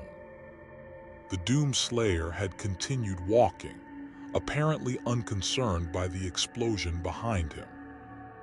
Leia ran after him, frustration overriding caution. "I know you can hear me. I know you understand. You're in our galaxy now, and whether you like it or not, your actions affect us. The Empire is mobilizing everything they have to hunt you. When they find you, they'll bring star destroyers, thousands of troops, weapons that can crack planets. You can't fight an entire galaxy alone." The Slayer stopped. Leia nearly collided with his back. She stepped around to face him, looking up at that impassive visor. "I'm offering you help, information, resources. We can tell you where the Empire's dark side facilities are located. We can provide you with safe passage to systems the Empire hasn't fortified yet. In exchange, all we ask is that you consider working with us instead of." The Slayer's hand moved to his belt and drew something. Leia tensed, ready to run. He handed her a data chip. Leia stared at the small device, then back up at the visor. "What is this?" The Slayer's other hand moved, pointing first at the data chip, then at the ruins of the tomb, then toward the sky where Imperial Star destroyers presumably waited. Understanding dawned. "This contains information about the dark side locations you're targeting." A single nod. Leia's mind raced. This was communication, however crude. The entity understood basic, or at least understood enough to respond to her words, and he was giving her intelligence, either as a gesture of goodwill or simply to make his own work more efficient. "Thank you," Leia said carefully. "We'll use this. We'll stay out of your way when you hit these targets. And if you need anything, weapons, medical supplies, sanctuary, the rebellion will provide it. No strings attached." The Slayer regarded her for a long moment. His HUD was analyzing her vital signs, her body language, the two armed figures watching from the valley's ridge. Vega's voice crackled through his helmet. "Slayer, analysis suggests this faction is genuinely opposed to the dark side practitioners you've been eliminating. They lack the corrupted energy signatures of the Empire. Recommendation: they may prove useful in locating additional demonic concentrations." The Slayer reached to his belt again and drew a small device, a beacon transmitter, hastily modified from Imperial technology. He activated it and handed it to Leia. A communicator. Leia turned the device over in her hands. You want us to contact you if we find more dark side locations. Another nod. Leia felt a surge of hope. This wasn't an alliance, not exactly, but it was acknowledgement. The entity was willing to work with them, at least tangentially. And if the rebellion could direct this unstoppable force against the Empire's most important dark side facilities. We have a deal, Leia said. She extended her hand. The Doomslayer stared at the outstretched hand for several seconds, processing the gesture through his HUD's cultural database, which was still trying to make sense of this galaxy's customs. Then, carefully, he reached out and shook her hand once. His grip could have crushed bones. He moderated it to merely firm. Then he released her hand and walked past, heading toward a ridge where his modified dimensional craft was presumably hidden. Leia watched him go, then looked down at the data chip and communicator in her hands. Behind her, Fen Rao and Eno Cordova approached. Well, Fen said dryly, that went better than expected. We're not dead. Eno was staring after the Doomslayer with an expression of wonder. I've never encountered anything like that. He's completely outside the Force, not cut off from it like the Yuuzhan Vong in ancient legends, but simply separate, as if he exists in a different layer of reality. Did you sense any hostility? Leia asked. No, just purpose, absolute unwavering purpose. Eno shook his head slowly. He's hunting, Princess, and he won't stop until every dark side nexus in this galaxy is destroyed. Leia looked at the smoking crater where Marka Ragnos's tomb had stood for millennia. Then we need to make sure he's hunting the right targets. Come on, let's get back to the ship and analyze this data chip. If it contains what I think it does, we've just gained a very dangerous ally. Back on Home 1, 12 hours later, the rebel leadership gathered to review the intelligence. The data chip contained a map. Not just any map, a comprehensive catalog of every dark side nexus the Doomslayer had detected across the galaxy.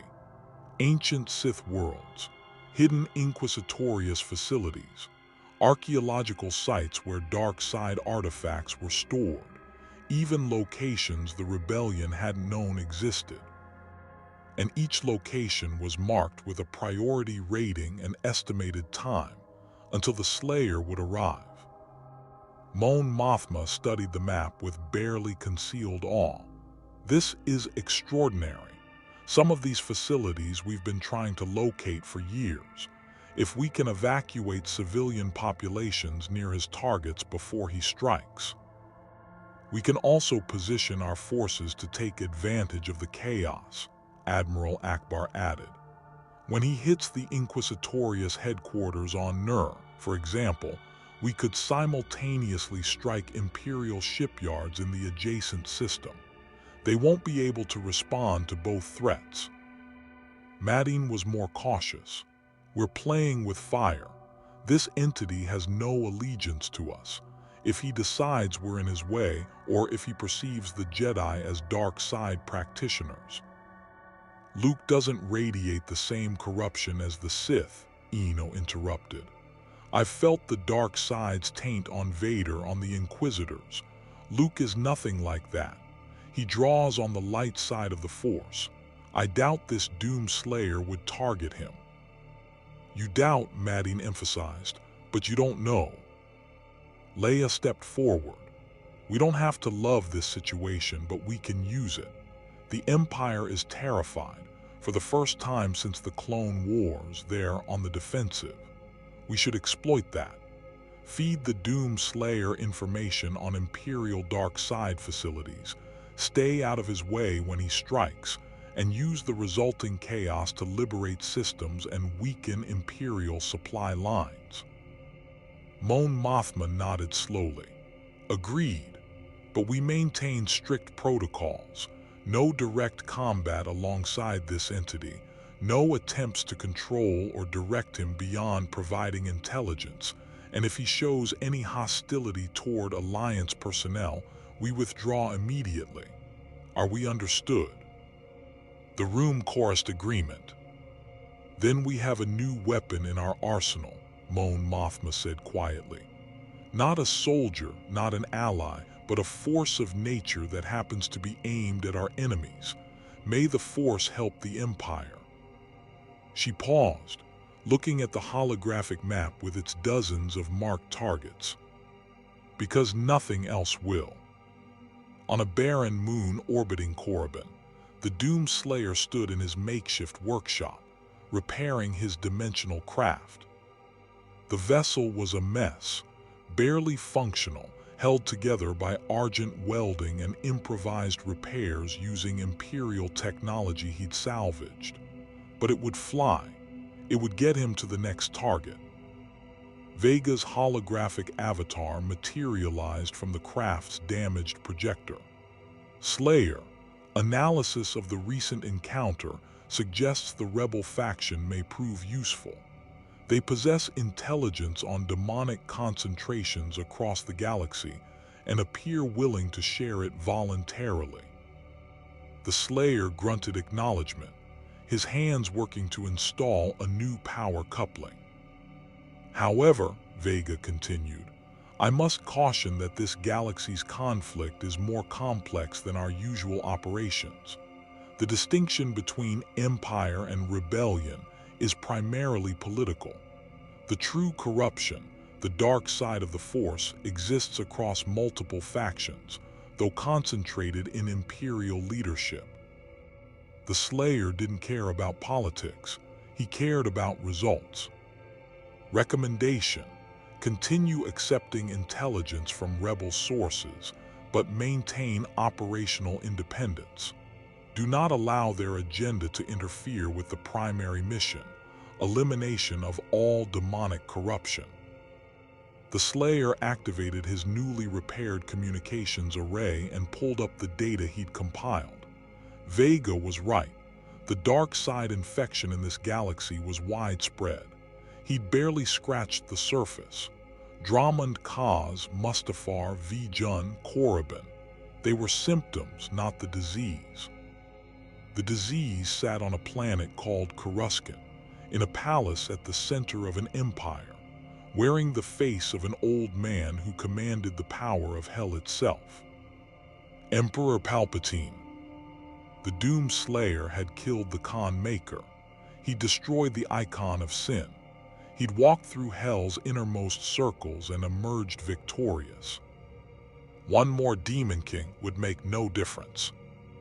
But first he needed to be ready. The entity he'd fought on Mustafar, Darth Vader, had been powerful, skilled, dangerous. If the Emperor was more powerful still, the Slayer would need every advantage. He pulled up the map of dark side nexuses and selected the next target, Exegol. According to Vega's analysis, Exegol was a hidden Sith world in the unknown regions, home to ancient Sith eternal cultists, and what the database described as unnatural resurrection technology. Dark side energy concentrated to levels that rivaled Hell's strongest fortresses. Perfect.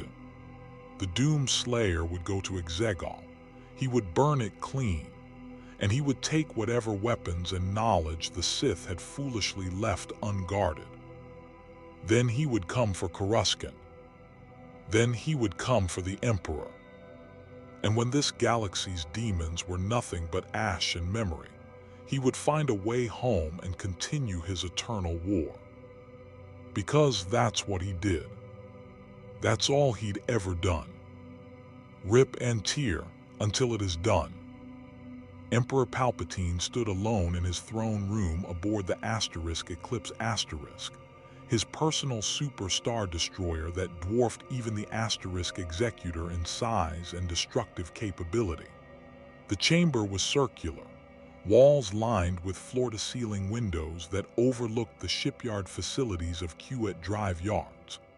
Below, a dozen star destroyers were under construction, their skeletal frames illuminated by construction lights and welding torches.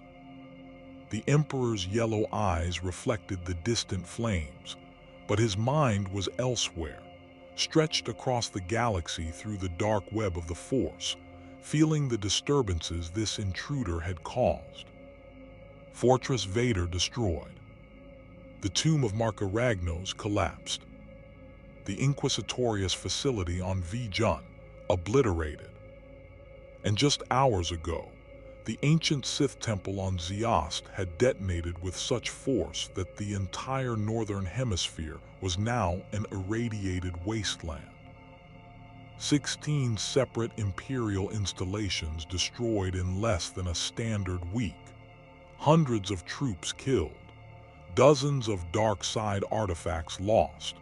And the entity responsible for this devastation had evaded every attempt at capture or elimination. Palpatine's withered lips curved into something that wasn't quite a smile. He was intrigued. The doors to the throne room hissed open, and Darth Vader entered, his mechanical breathing echoing in the cavernous space. The Dark Lord approached the throne and knelt, his cape pooling around him. "Rise, Lord Vader," Palpatine commanded, his voice deceptively soft. "Tell me, have you recovered from your encounter with this Doomslayer?" Vader stood, his posture rigid. "My injuries were minor, my master. The damage to Fortress Vader was extensive." "Extensive," Palpatine repeated, savoring the word. "You destroyed an entire wing with your battle. Your meditation chamber, where you've spent years channeling your pain into power, is now buried under tons of molten rock. And yet you claim the injuries were minor." "The fortress can be rebuilt," Vader said. "What concerns me is the entity itself. He cannot be sensed through the Force. He does not respond to persuasion, threats, or displays of power. His weapons operate on principles unknown to Imperial science, and he is hunting us systematically." "Not us, my apprentice, the dark side." Palpatine rose from his throne, his movements surprisingly spry for someone who appeared ancient and withered. He walked to the viewport, hands clasped behind his back. "He perceives our connection to the dark side as demonic corruption. Quite understandable, really, given where he comes from." Vader's helmet tilted slightly. "You know his origin." "I have theories," Palpatine gestured, and a holographic display materialized in the air, stolen data from the Seventh Sister's final transmission, enhanced and analyzed by the Empire's finest scientists. It showed the dimensional rift on Dromund Kaas, the moment when Argent energy collided with the dark side ritual. "This entity comes from a dimension where a literal hell exists," Palpatine explained, his voice taking on the lecturing tone he'd once used as a senator. "A place of demons and corruption, where beings of malevolent energy prey upon mortal souls. He has apparently been fighting such entities for an extended period, perhaps millennia, if the myths we've uncovered are accurate." The Emperor waved his hand, and the hologram shifted to show ancient texts recovered from the ruins of Zeost, Sith records that predated the Galactic Republic, written in high Sith script that few living beings could read. Palpatine was one of them. "The Sith encountered something similar once, thousands of years ago," Palpatine continued. "They called it the Eater of Darkness, an entity that appeared during the reign of Markaragnos and slaughtered dark side practitioners across a dozen worlds before vanishing.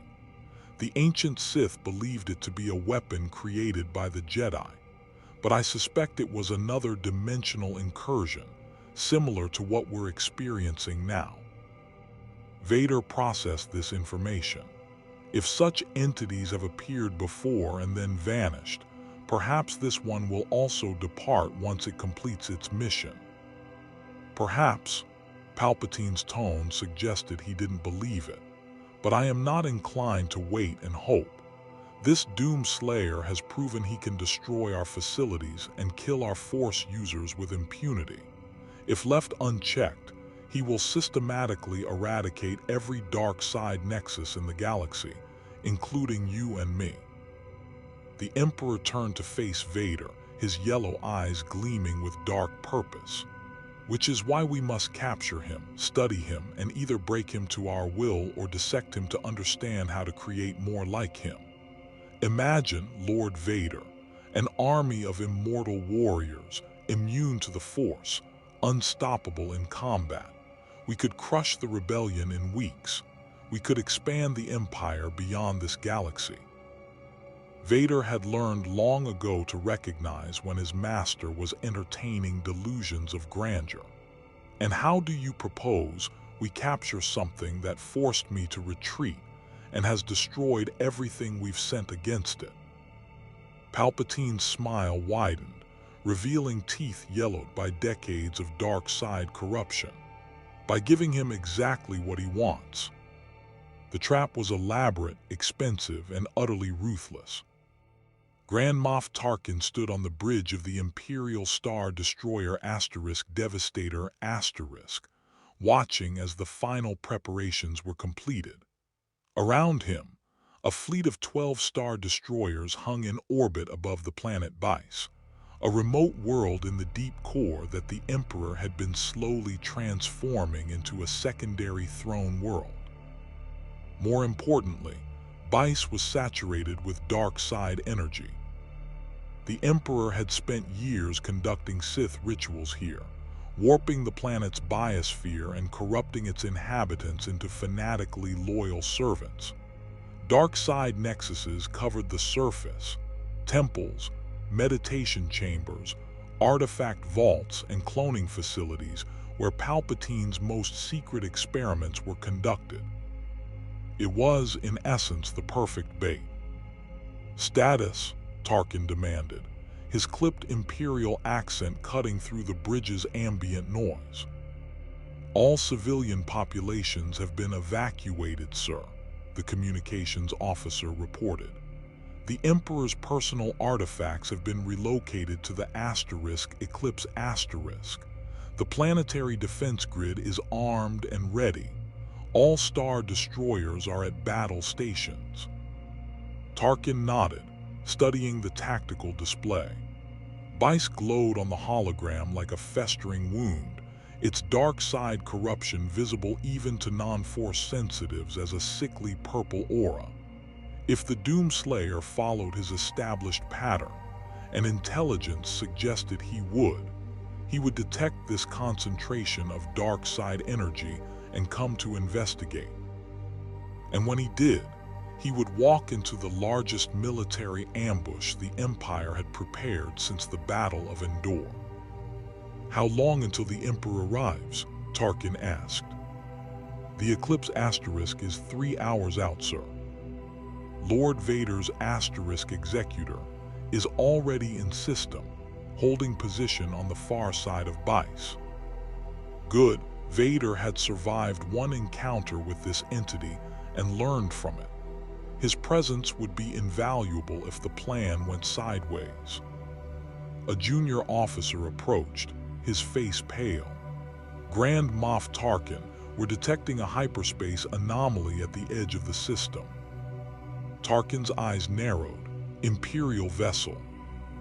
"Unknown, sir. The signature is wrong. It doesn't match any known hyperdrive technology."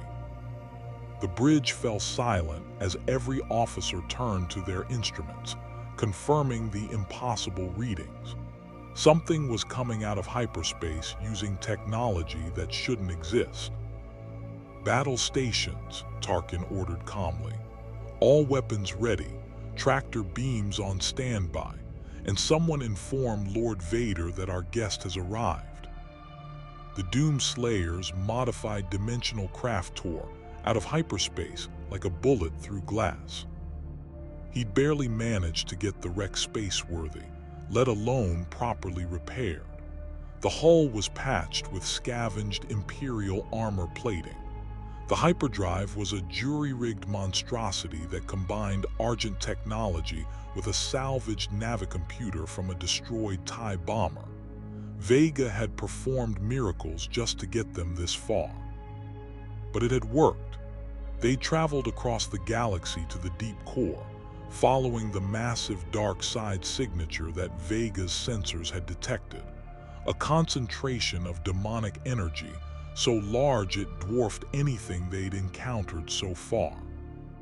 "Slayer," Vega's voice crackled through the helmet speakers, distorted by interference. "I'm detecting multiple capital ships in orbit, 12 Imperial Star Destroyers plus additional support vessels. Energy signatures suggest full battle readiness. Recommendation: this appears to be a trap."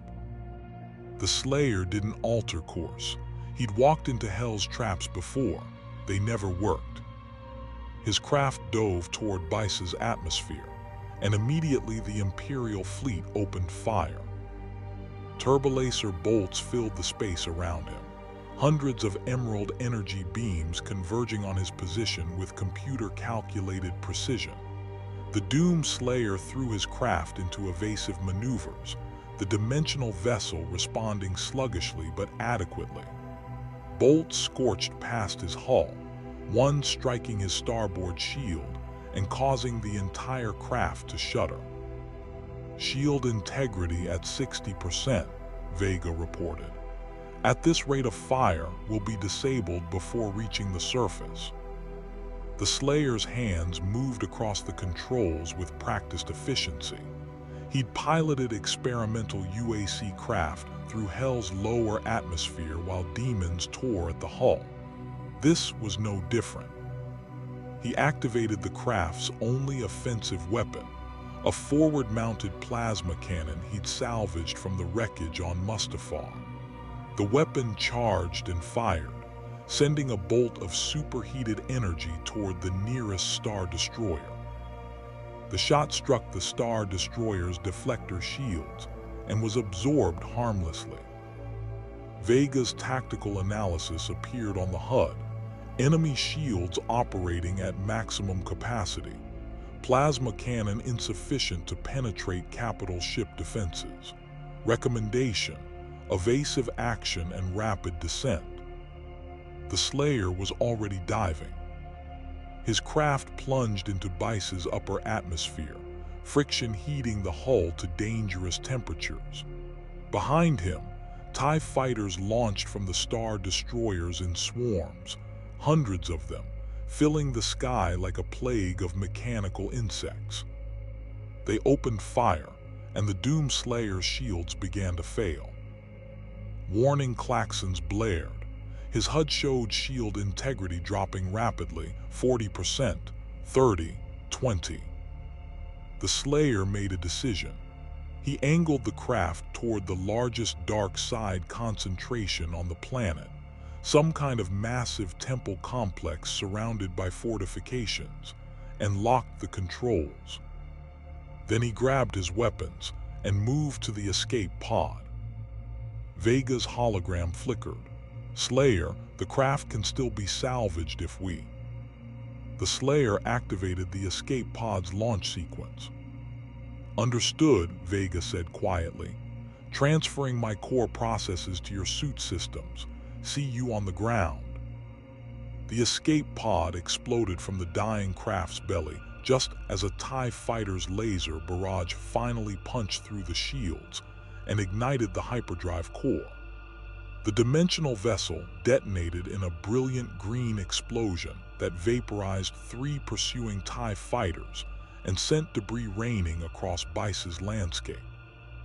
The escape pod, little more than a reinforced capsule with basic repulsors, plummeted toward the temple complex at terminal velocity.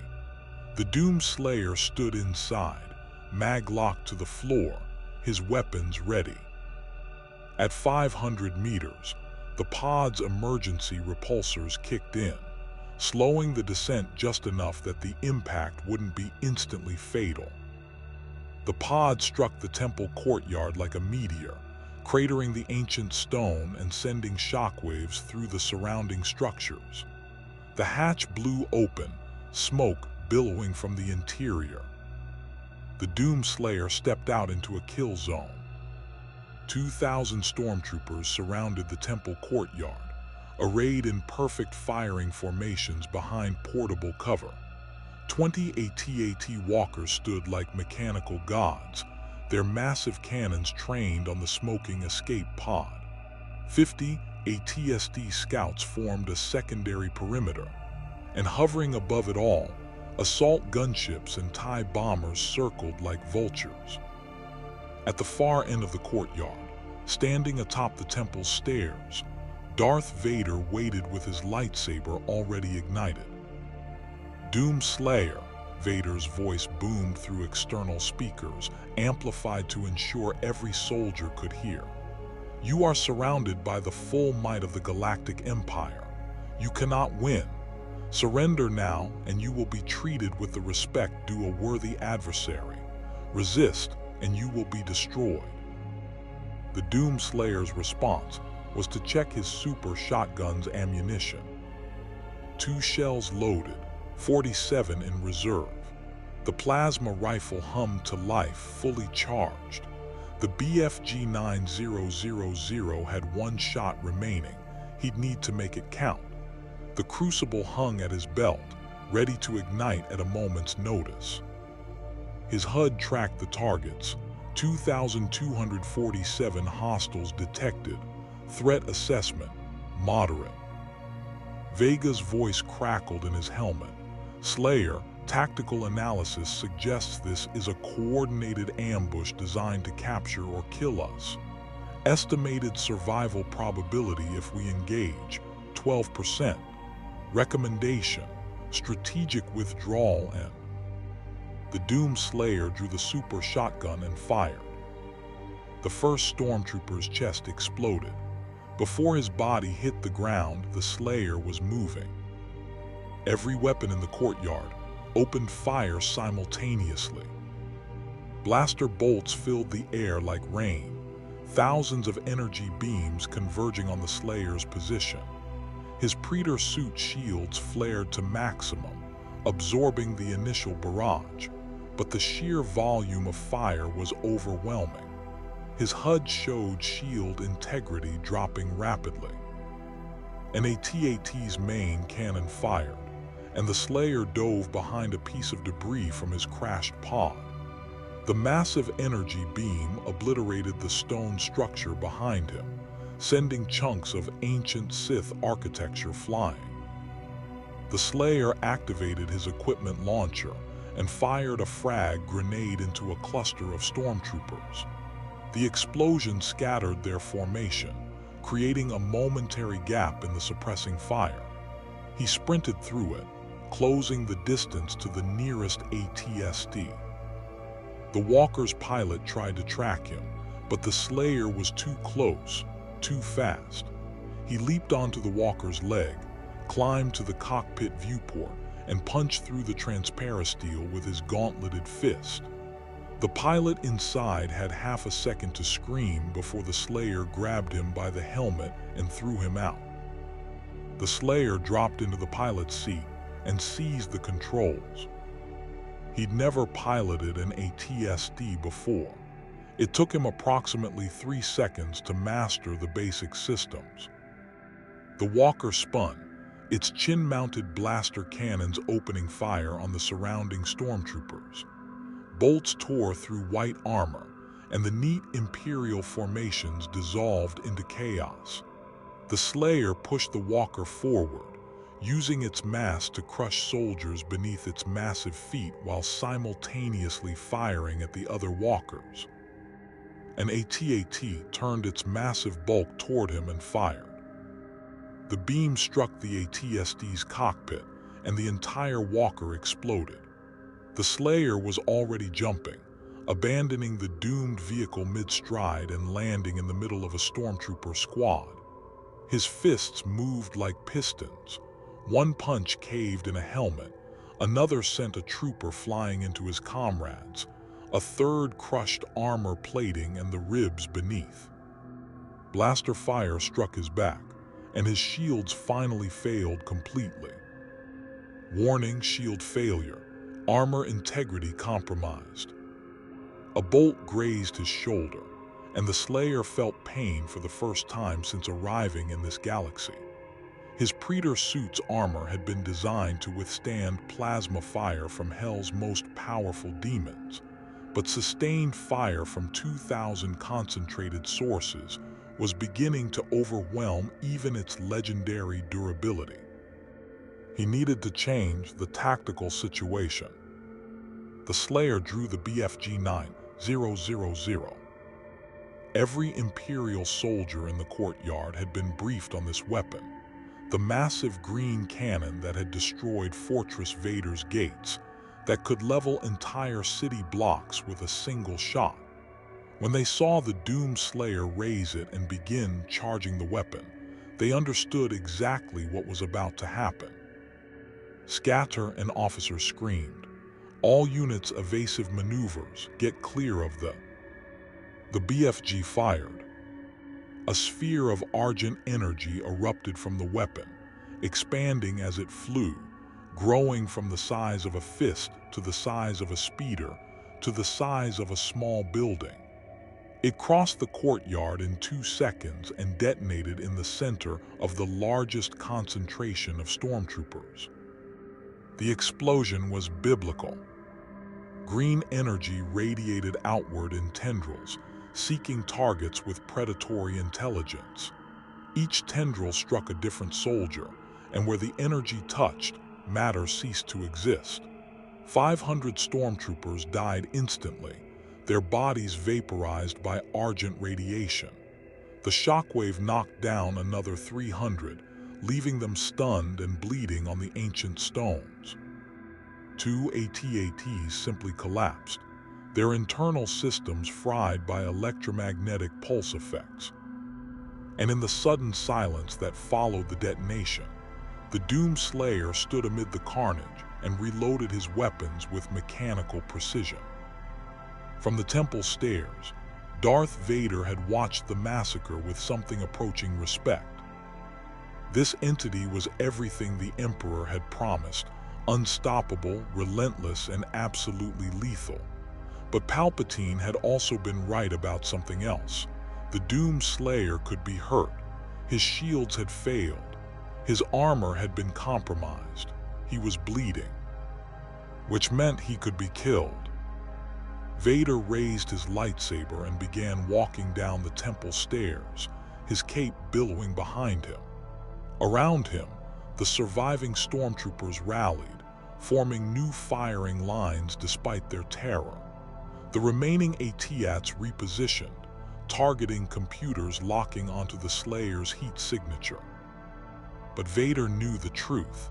This battle wouldn't be won by soldiers or walkers. It would be decided between him and this armored demon, just as the Emperor had planned. High above, aboard the Eclipse Asterisk, Palpatine watched the battle through the Force, his withered face illuminated by holographic displays showing multiple angles of the courtyard carnage. "Magnificent," he whispered to himself. "Absolutely magnificent." He raised his hand, and across the planet's surface, every dark side nexus began to pulse with power. The Emperor was drawing on Bice's corruption, channeling it through ancient rituals and Sith alchemy, preparing to unleash energies that hadn't been seen since the days of the old Sith Empire. If Vader couldn't kill the Doomslayer, Palpatine would do it himself. The courtyard had become a killing field. Stormtrooper bodies lay scattered across ancient Sith stone like broken toys, their white armor scorched and shattered. The surviving Imperial forces had pulled back to defensive positions, their confidence shattered by the BFG's devastating display. The remaining AT-ATs held their positions but didn't fire, their pilots waiting for orders that weren't coming. Because Darth Vader had claimed this fight for himself. The Dark Lord of the Sith stood 20 meters from the Doomslayer, his crimson lightsaber humming softly, his breathing the only sound in the sudden silence. Around them, the Force churned with dark energy, Vader drawing on Bice's corruption, feeding on the death and suffering that permeated this cursed world. The Doomslayer holstered his empty BFG and drew the crucible. The argent blade ignited with a sound like reality screaming, its red-orange glow casting sharp shadows across the courtyard. They'd fought once before on Mustafar. That battle had ended with Vader retreating, his fortress destroyed, his pride wounded. He would not retreat again. "I have studied you," Vader said, his voice amplified by his suit's speakers.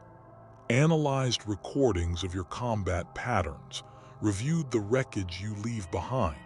I understand now what you are." The Slayer said nothing. He never did. "You are a weapon," Vader continued, beginning to circle, his lightsaber held in a perfect gem-so guard position. "Forged in violence, tempered by endless war, designed for a single purpose. You and I are not so different. We were both made into what we are by forces beyond our control." The Slayer's response was to raise the crucible into a combat stance, not a recognized lightsaber form, but something brutal and efficient that spoke of countless battles against enemies that wouldn't die easily. "But there is one critical difference between us," Vader said, and now his voice carried the weight of absolute conviction. "You fight demons. I have become one." He struck. Vader's opening attack was a force-enhanced lunge. His cybernetic body accelerated to inhuman speeds, his lightsaber aimed at the Slayer's throat. The crucible came up to parry, and the two energy blades met with a deafening crack of displaced energy. They fought. Lightsaber and crucible became blurs of crimson and orange, striking and parrying in a deadly dance that moved across the courtyard at speeds that made the watching stormtroopers flinch. Vader attacked with the full repertoire of his Sith training. Form V's aggressive power strikes combined with Form II's precision thrusts, each movement enhanced by the Force, each attack calculated to exploit the Slayer's damaged armor. But the Doomslayer wasn't relying on technique. He was relying on experience measured in eons. The crucible met every strike, not with elegant deflections but with brutal efficiency. When Vader lunged, the Slayer sidestepped and countered with a backhand swing that forced the Sith Lord to abort his attack. When Vader spun into a Form IV acrobatic assault, the Slayer simply tracked his movement and delivered a punch with his free hand that dented Vader's chest plate. Vader staggered back, the impact having crushed several internal cybernetic components. Warning lights flashed across his helmet's HUD. He raised his free hand and unleashed Force lightning.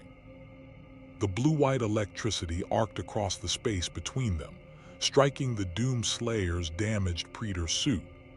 This time, without full shield coverage, the lightning found vulnerabilities. Gaps in the armor plating, exposed circuitry, the shoulder wound from earlier blaster fire.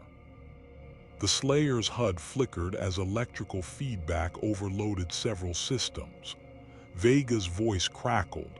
Critical damage to secondary power systems.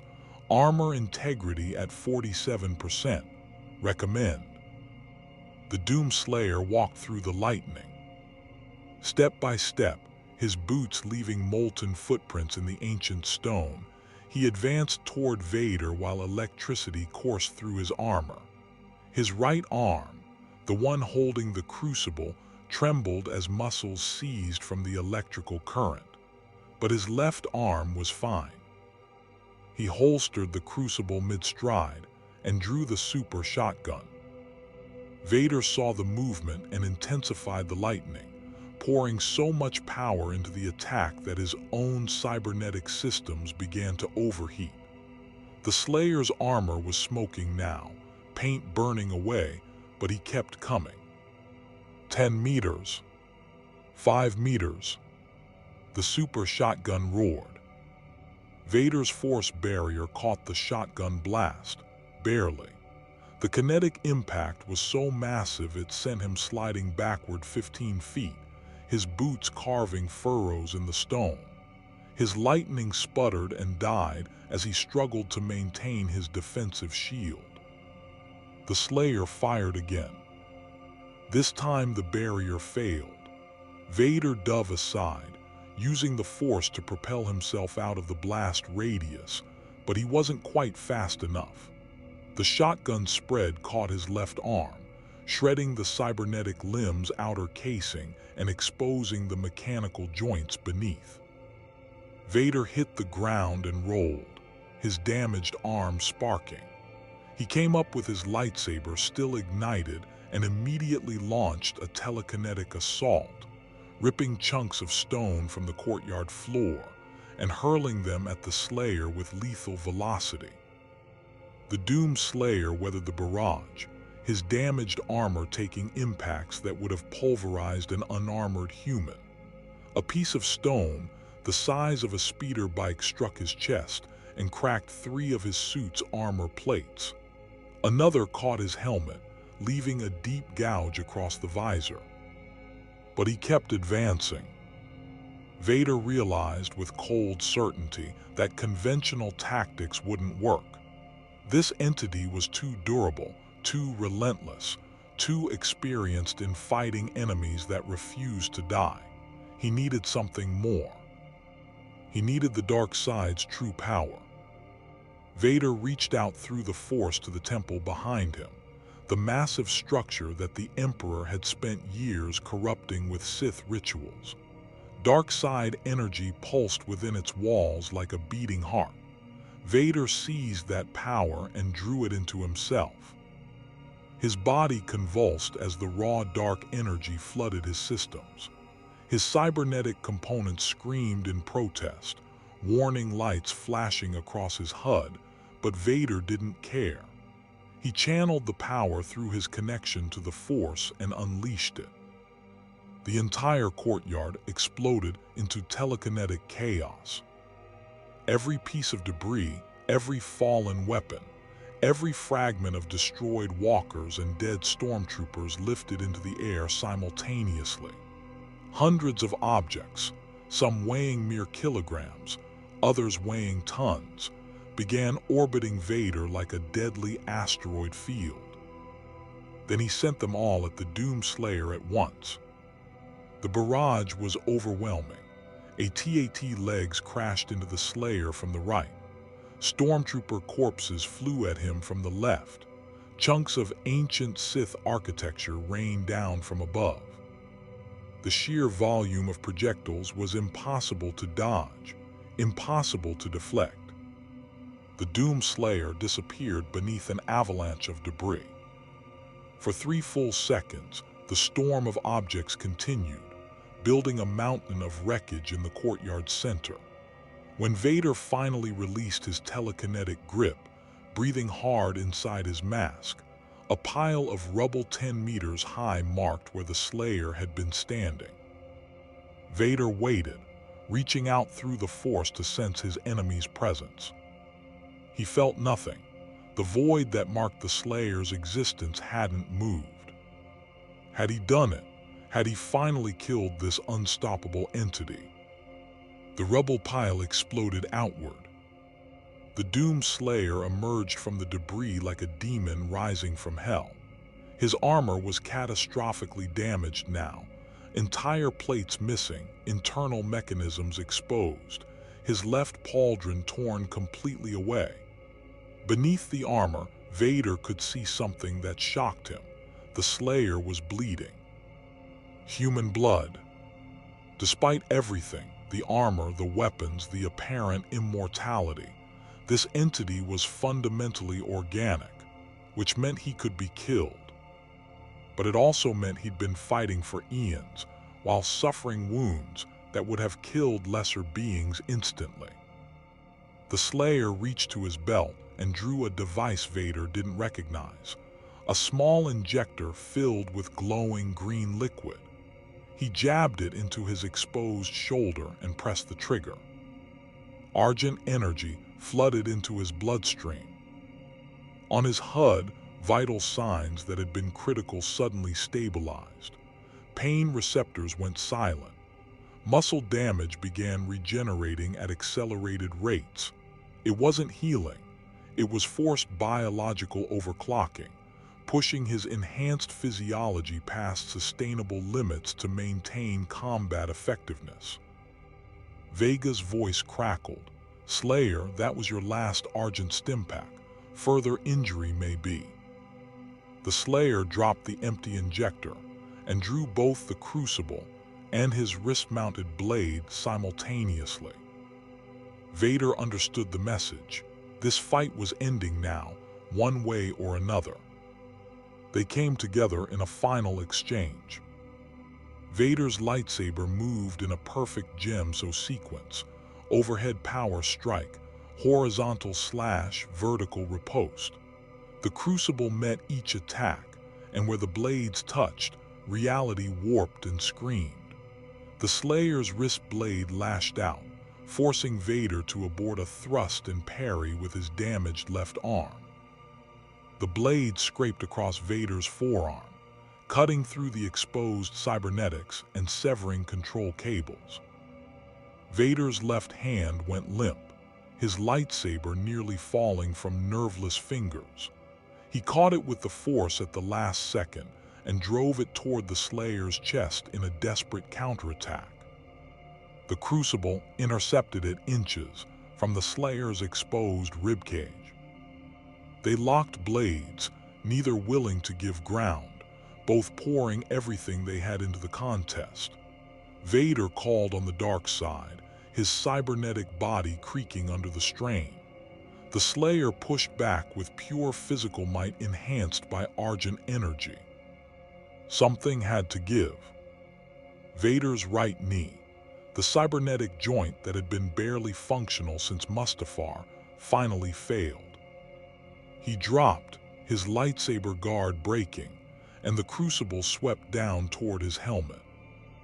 A massive wave of dark side energy exploded across the courtyard, so powerful it sent both combatants flying in opposite directions. The Doomslayer crashed into a stone pillar hard enough to crack it. Vader slammed into the temple stairs, his damaged body barely able to rise. And from the sky descended the Eclipse Asterisk. The massive super-star destroyer hung above the temple like a god of death, its hull blocking out the sun, its shadow falling across the entire complex.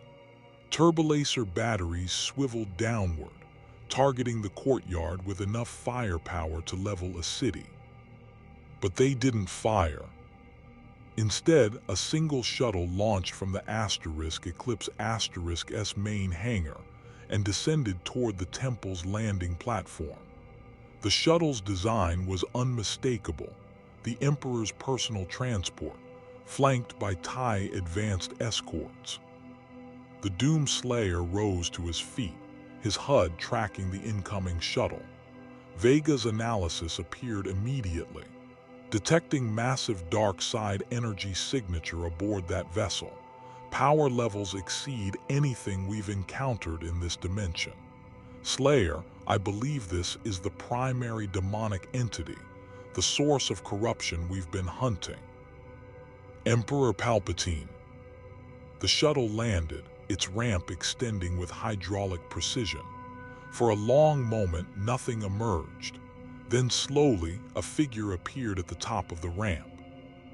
Emperor Palpatine looked nothing like the holovids the galaxy had seen, the kindly old senator who'd saved the Republic from corruption.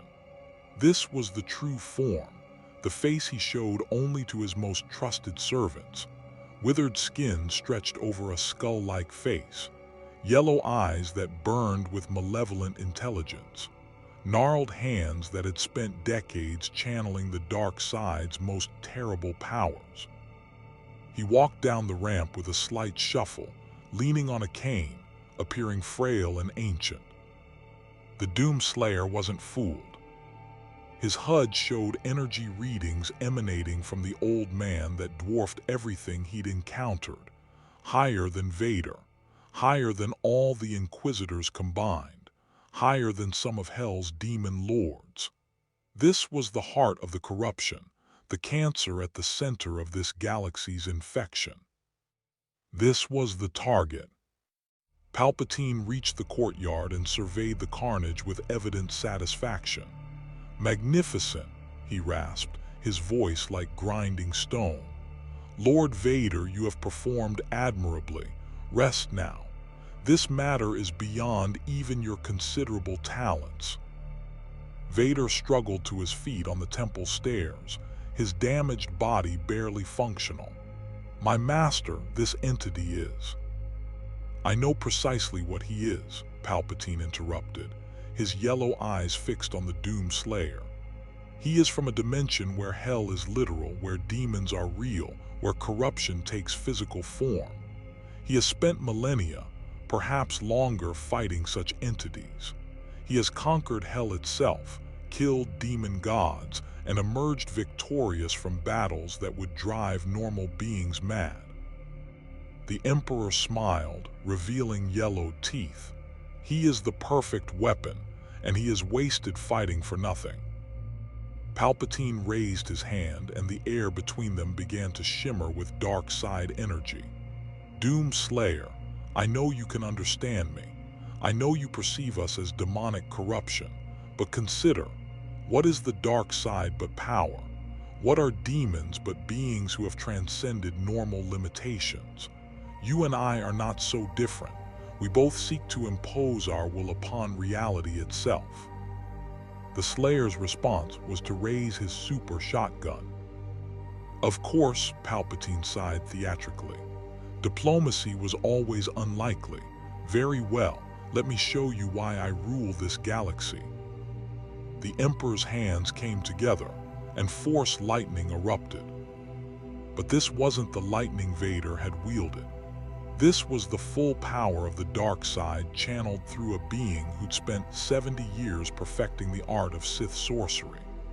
Blue-white electricity filled the entire courtyard, arcing between pillars, igniting the air itself, striking the Doomslayer with enough voltage to power a planetary shield.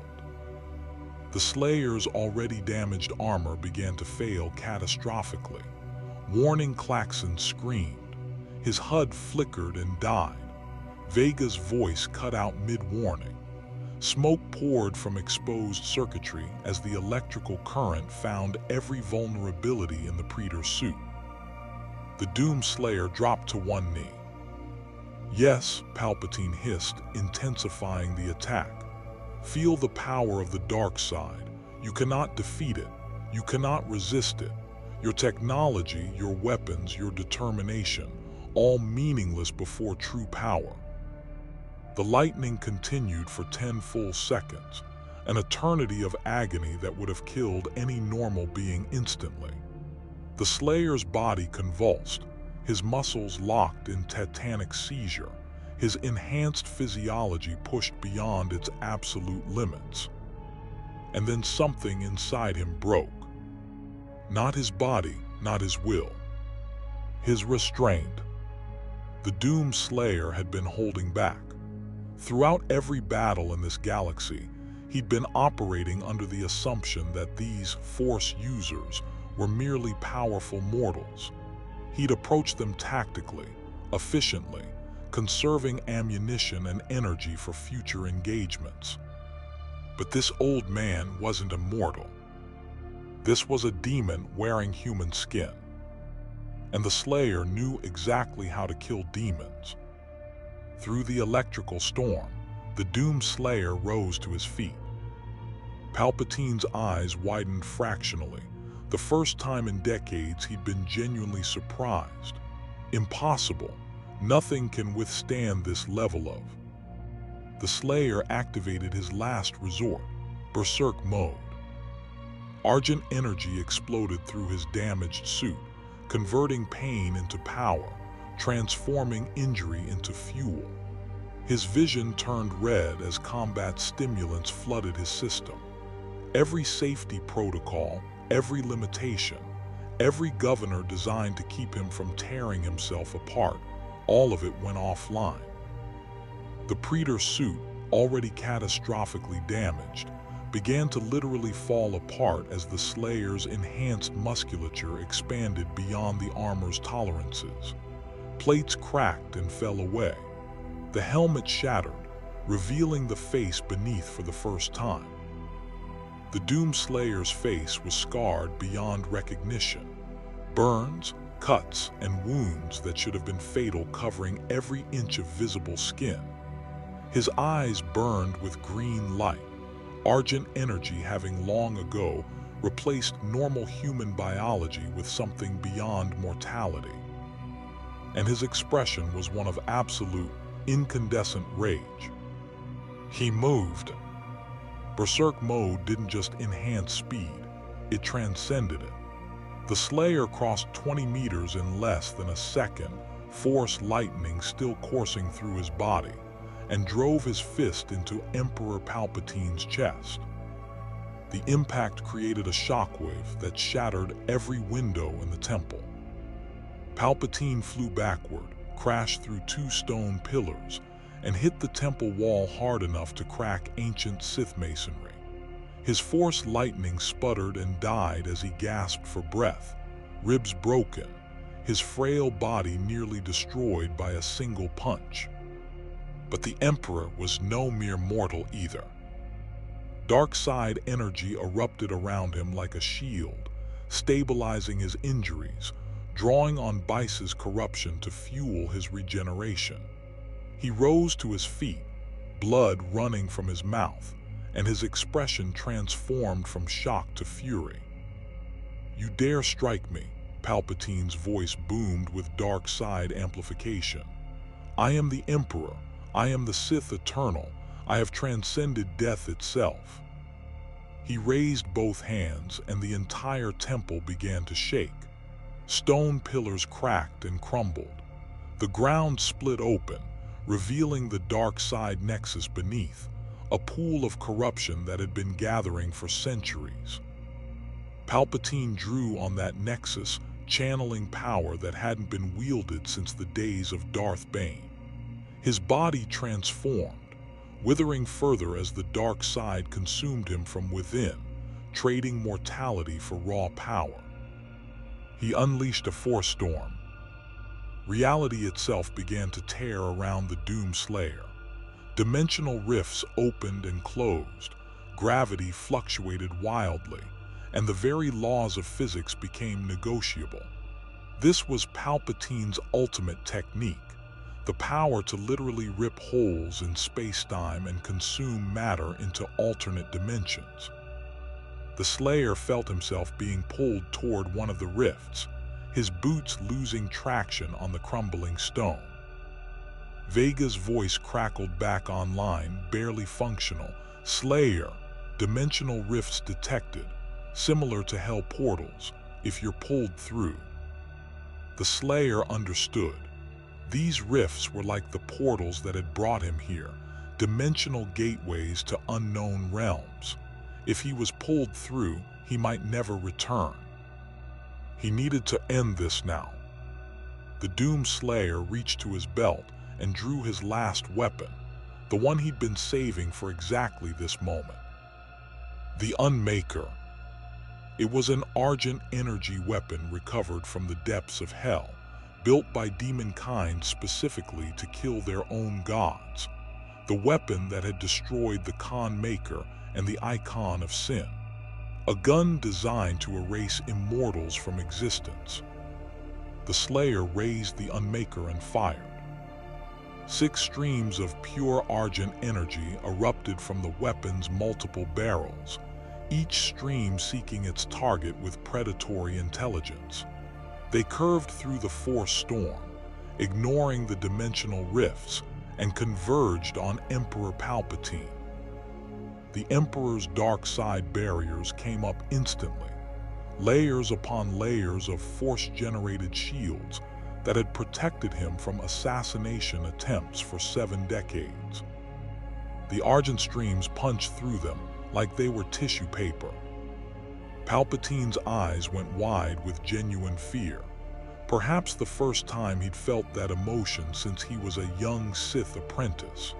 He tried to dodge, tried to teleport using the Force, tried to create a wormhole to escape. The Argent energy struck him before he could complete any technique.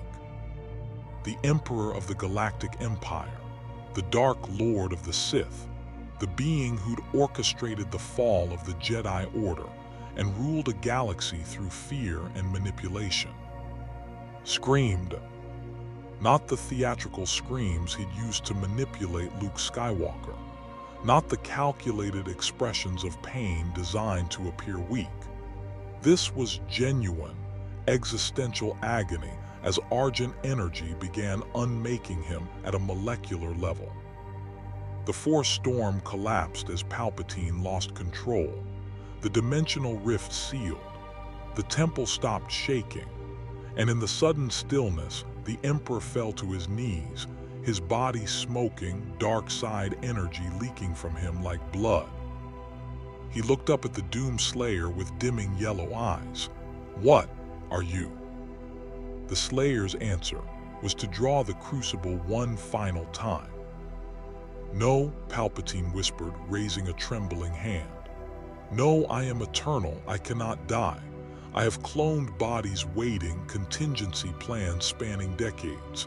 You cannot." The crucible fell. The Argent blade passed through Palpatine's neck with no resistance, and the Emperor's head fell to the ancient stones of Bice. For a moment, nothing happened.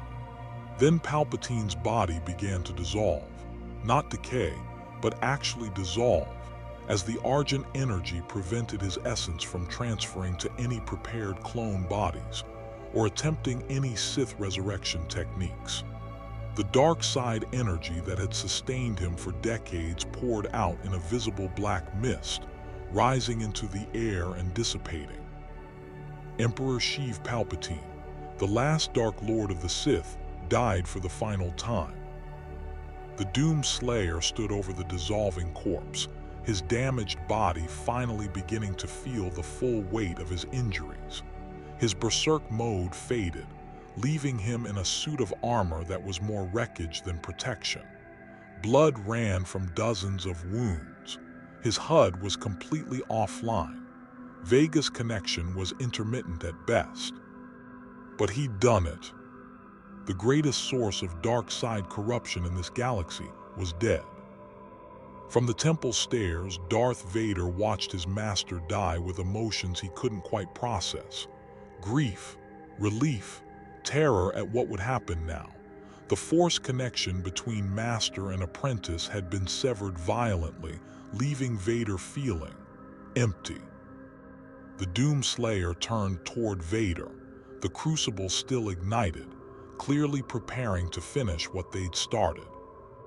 But before either could move, a new sound filled the courtyard, the roar of multiple engines. Rebel ships were dropping out of hyperspace above Bice. X-Wings, Y-Wings, and a Mon Calamari cruiser that Vader recognized as Home One. The rebellion had been monitoring the situation, waiting for exactly this moment. Mon Mothma's voice crackled over open comm channels, addressing both Vader and the Imperial forces that had witnessed their Emperor's death. "This is the Rebel Alliance. Emperor Palpatine is dead. His reign of terror has ended. To all Imperial forces, you have a choice. Continue fighting for a dead tyrant or lay down your arms and help us build something better." The stormtroopers who'd survived the battle looked at each other uncertainly. Their Emperor was dead. Their greatest weapon, Vader, was barely functional, and this armored demon who'd killed their God King was still standing, still armed, still clearly capable of slaughtering every last one of them. One by one, they began dropping their weapons. Vader watched his empire begin to crumble in real time. He could fight. He could rally the troops, call in reinforcements, continue the war in Palpatine's name. That's what the Sith would do: seize power, rebuild, dominate. But Vader was tired. Tired of the pain, tired of the rage, tired of serving a master who'd manipulated him since he was 9 years old. Anakin Skywalker, somewhere deep beneath the mechanical horror he'd become, whispered a single thought: let it end. Vader deactivated his lightsaber and collapsed to his knees on the temple stairs. The Doomslayer watched the Sith Lord surrender, his tactical mind calculating whether Vader still posed a threat. Vega's voice, barely functional, offered analysis. Slayer, energy readings suggest. This one's corruption is different, not voluntary. Recommend observation rather than elimination. The Slayer considered this for exactly 3 seconds.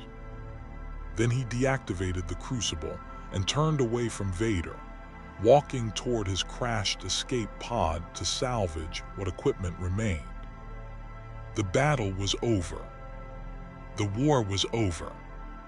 The Emperor was dead, and with him, the Empire's ability to continue its reign of terror had shattered.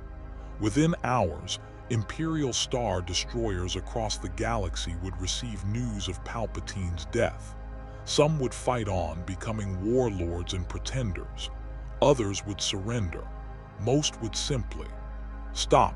Their purpose vanished with the man who'd given them direction. The rebellion, soon to become the New Republic, had won. And they owed it all to a demon slayer from another dimension, who'd never asked for thanks and wouldn't have accepted it anyway. The Doomslayer spent 3 more weeks in the Star Wars galaxy. He used that time to systematically destroy every remaining dark side nexus he could locate: ancient Sith temples on Korriban, Moraband, and a dozen other forgotten worlds. He eliminated the last surviving Inquisitors who'd scattered after Palpatine's death. He even tracked down several dark side cults that had been operating in secret for centuries. The rebellion, now reorganizing as the New Republic, provided him with intelligence and stayed out of his way. Princess Leia kept her promise, feeding him coordinates through the communicator he'd given her, watching from a distance as this unstoppable force purged corruption from a galaxy that had suffered under darkness for far too long. Darth Vader survived.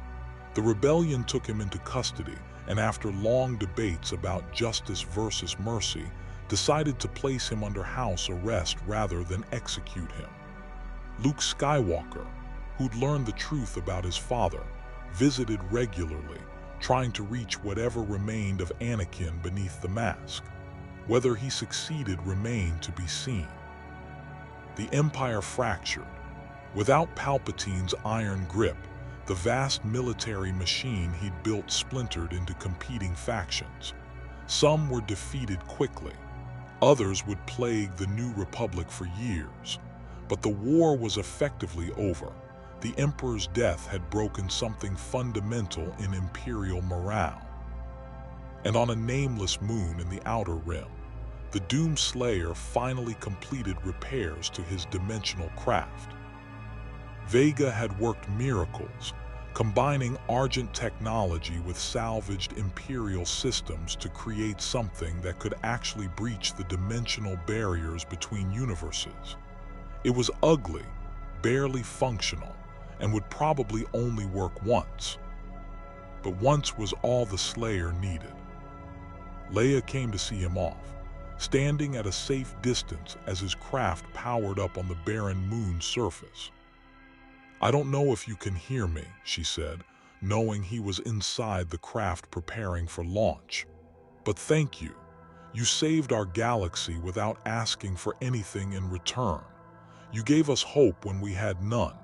You proved that even the darkest evil can be defeated." She paused, choosing her next words carefully. "I hope you find peace. Whatever you're going back to, whatever war you're still fighting, I hope you find a way to end it. You've earned that much." Inside the craft, the Doomslayer heard her words through external microphones. He didn't respond. He never did. But for just a moment, his hand paused on the launch controls. Peace. He'd forgotten what that word meant. His war had been going on for so long that he couldn't remember a time before it. Hell had taken everything from him, his family, his world, his humanity. All that remained was purpose. Rip and tear until it is done. But maybe, someday, it would actually be done.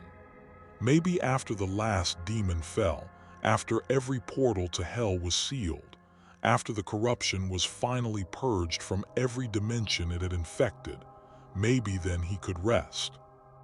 Until that day came, he had work to do. The Doomslayer activated the dimensional drive.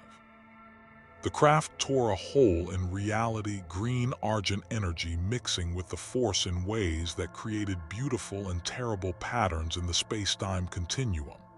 Through the rift, he could see his own dimension calling, hell waiting, demons that needed killing, a war without end. He launched.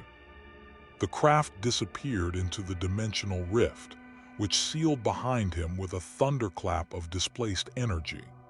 Leia watched the space where he'd been, wondering if she'd ever see anything like him again. She hoped not, because if the Doomslayer ever had reason to return to their galaxy, it would mean something terrible had happened. But she also hoped that wherever he was, whatever battles he fought, he would win.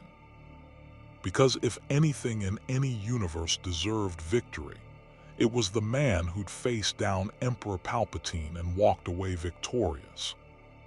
The Doomslayer emerged from the dimensional rift back in his own universe, his craft crash-landing on the scorched surface of Mars. He'd been gone for what felt like weeks, but dimensional time was unpredictable. For all he knew, only minutes had passed here. Vega's voice crackled through his helmet, stronger now that they were back in their home dimension. "Slayer, welcome back. Hell energy signatures detected across multiple locations. The war continues." The Slayer climbed out of the crashed craft, his third destroyed vehicle in as many weeks, and surveyed the familiar landscape. Mars, devastated by demonic incursion, the same war he'd been fighting for eons. But something was different now. He'd seen another galaxy, another form of corruption, and he'd learned that darkness took many forms across infinite realities, which meant his war might be bigger than he'd imagined. If hell could reach across dimensions, if corruption could spread between universes, then his mission had just expanded exponentially. It wasn't enough to cleanse his own reality. He needed to protect every reality from demonic infection. The Doomslayer checked his weapons, the super shotgun, the plasma rifle, the crucible, all still operational despite the dimensional journey. His armor was a wreck, barely holding together, but it would serve until he could find replacement parts. In the distance, demonic roars echoed across the Martian wastes. New prey to hunt, new corruption to purge. The Doomslayer began walking toward the sounds of battle, reloading his super shotgun as he went. The war never ended. But that was fine, because neither did he.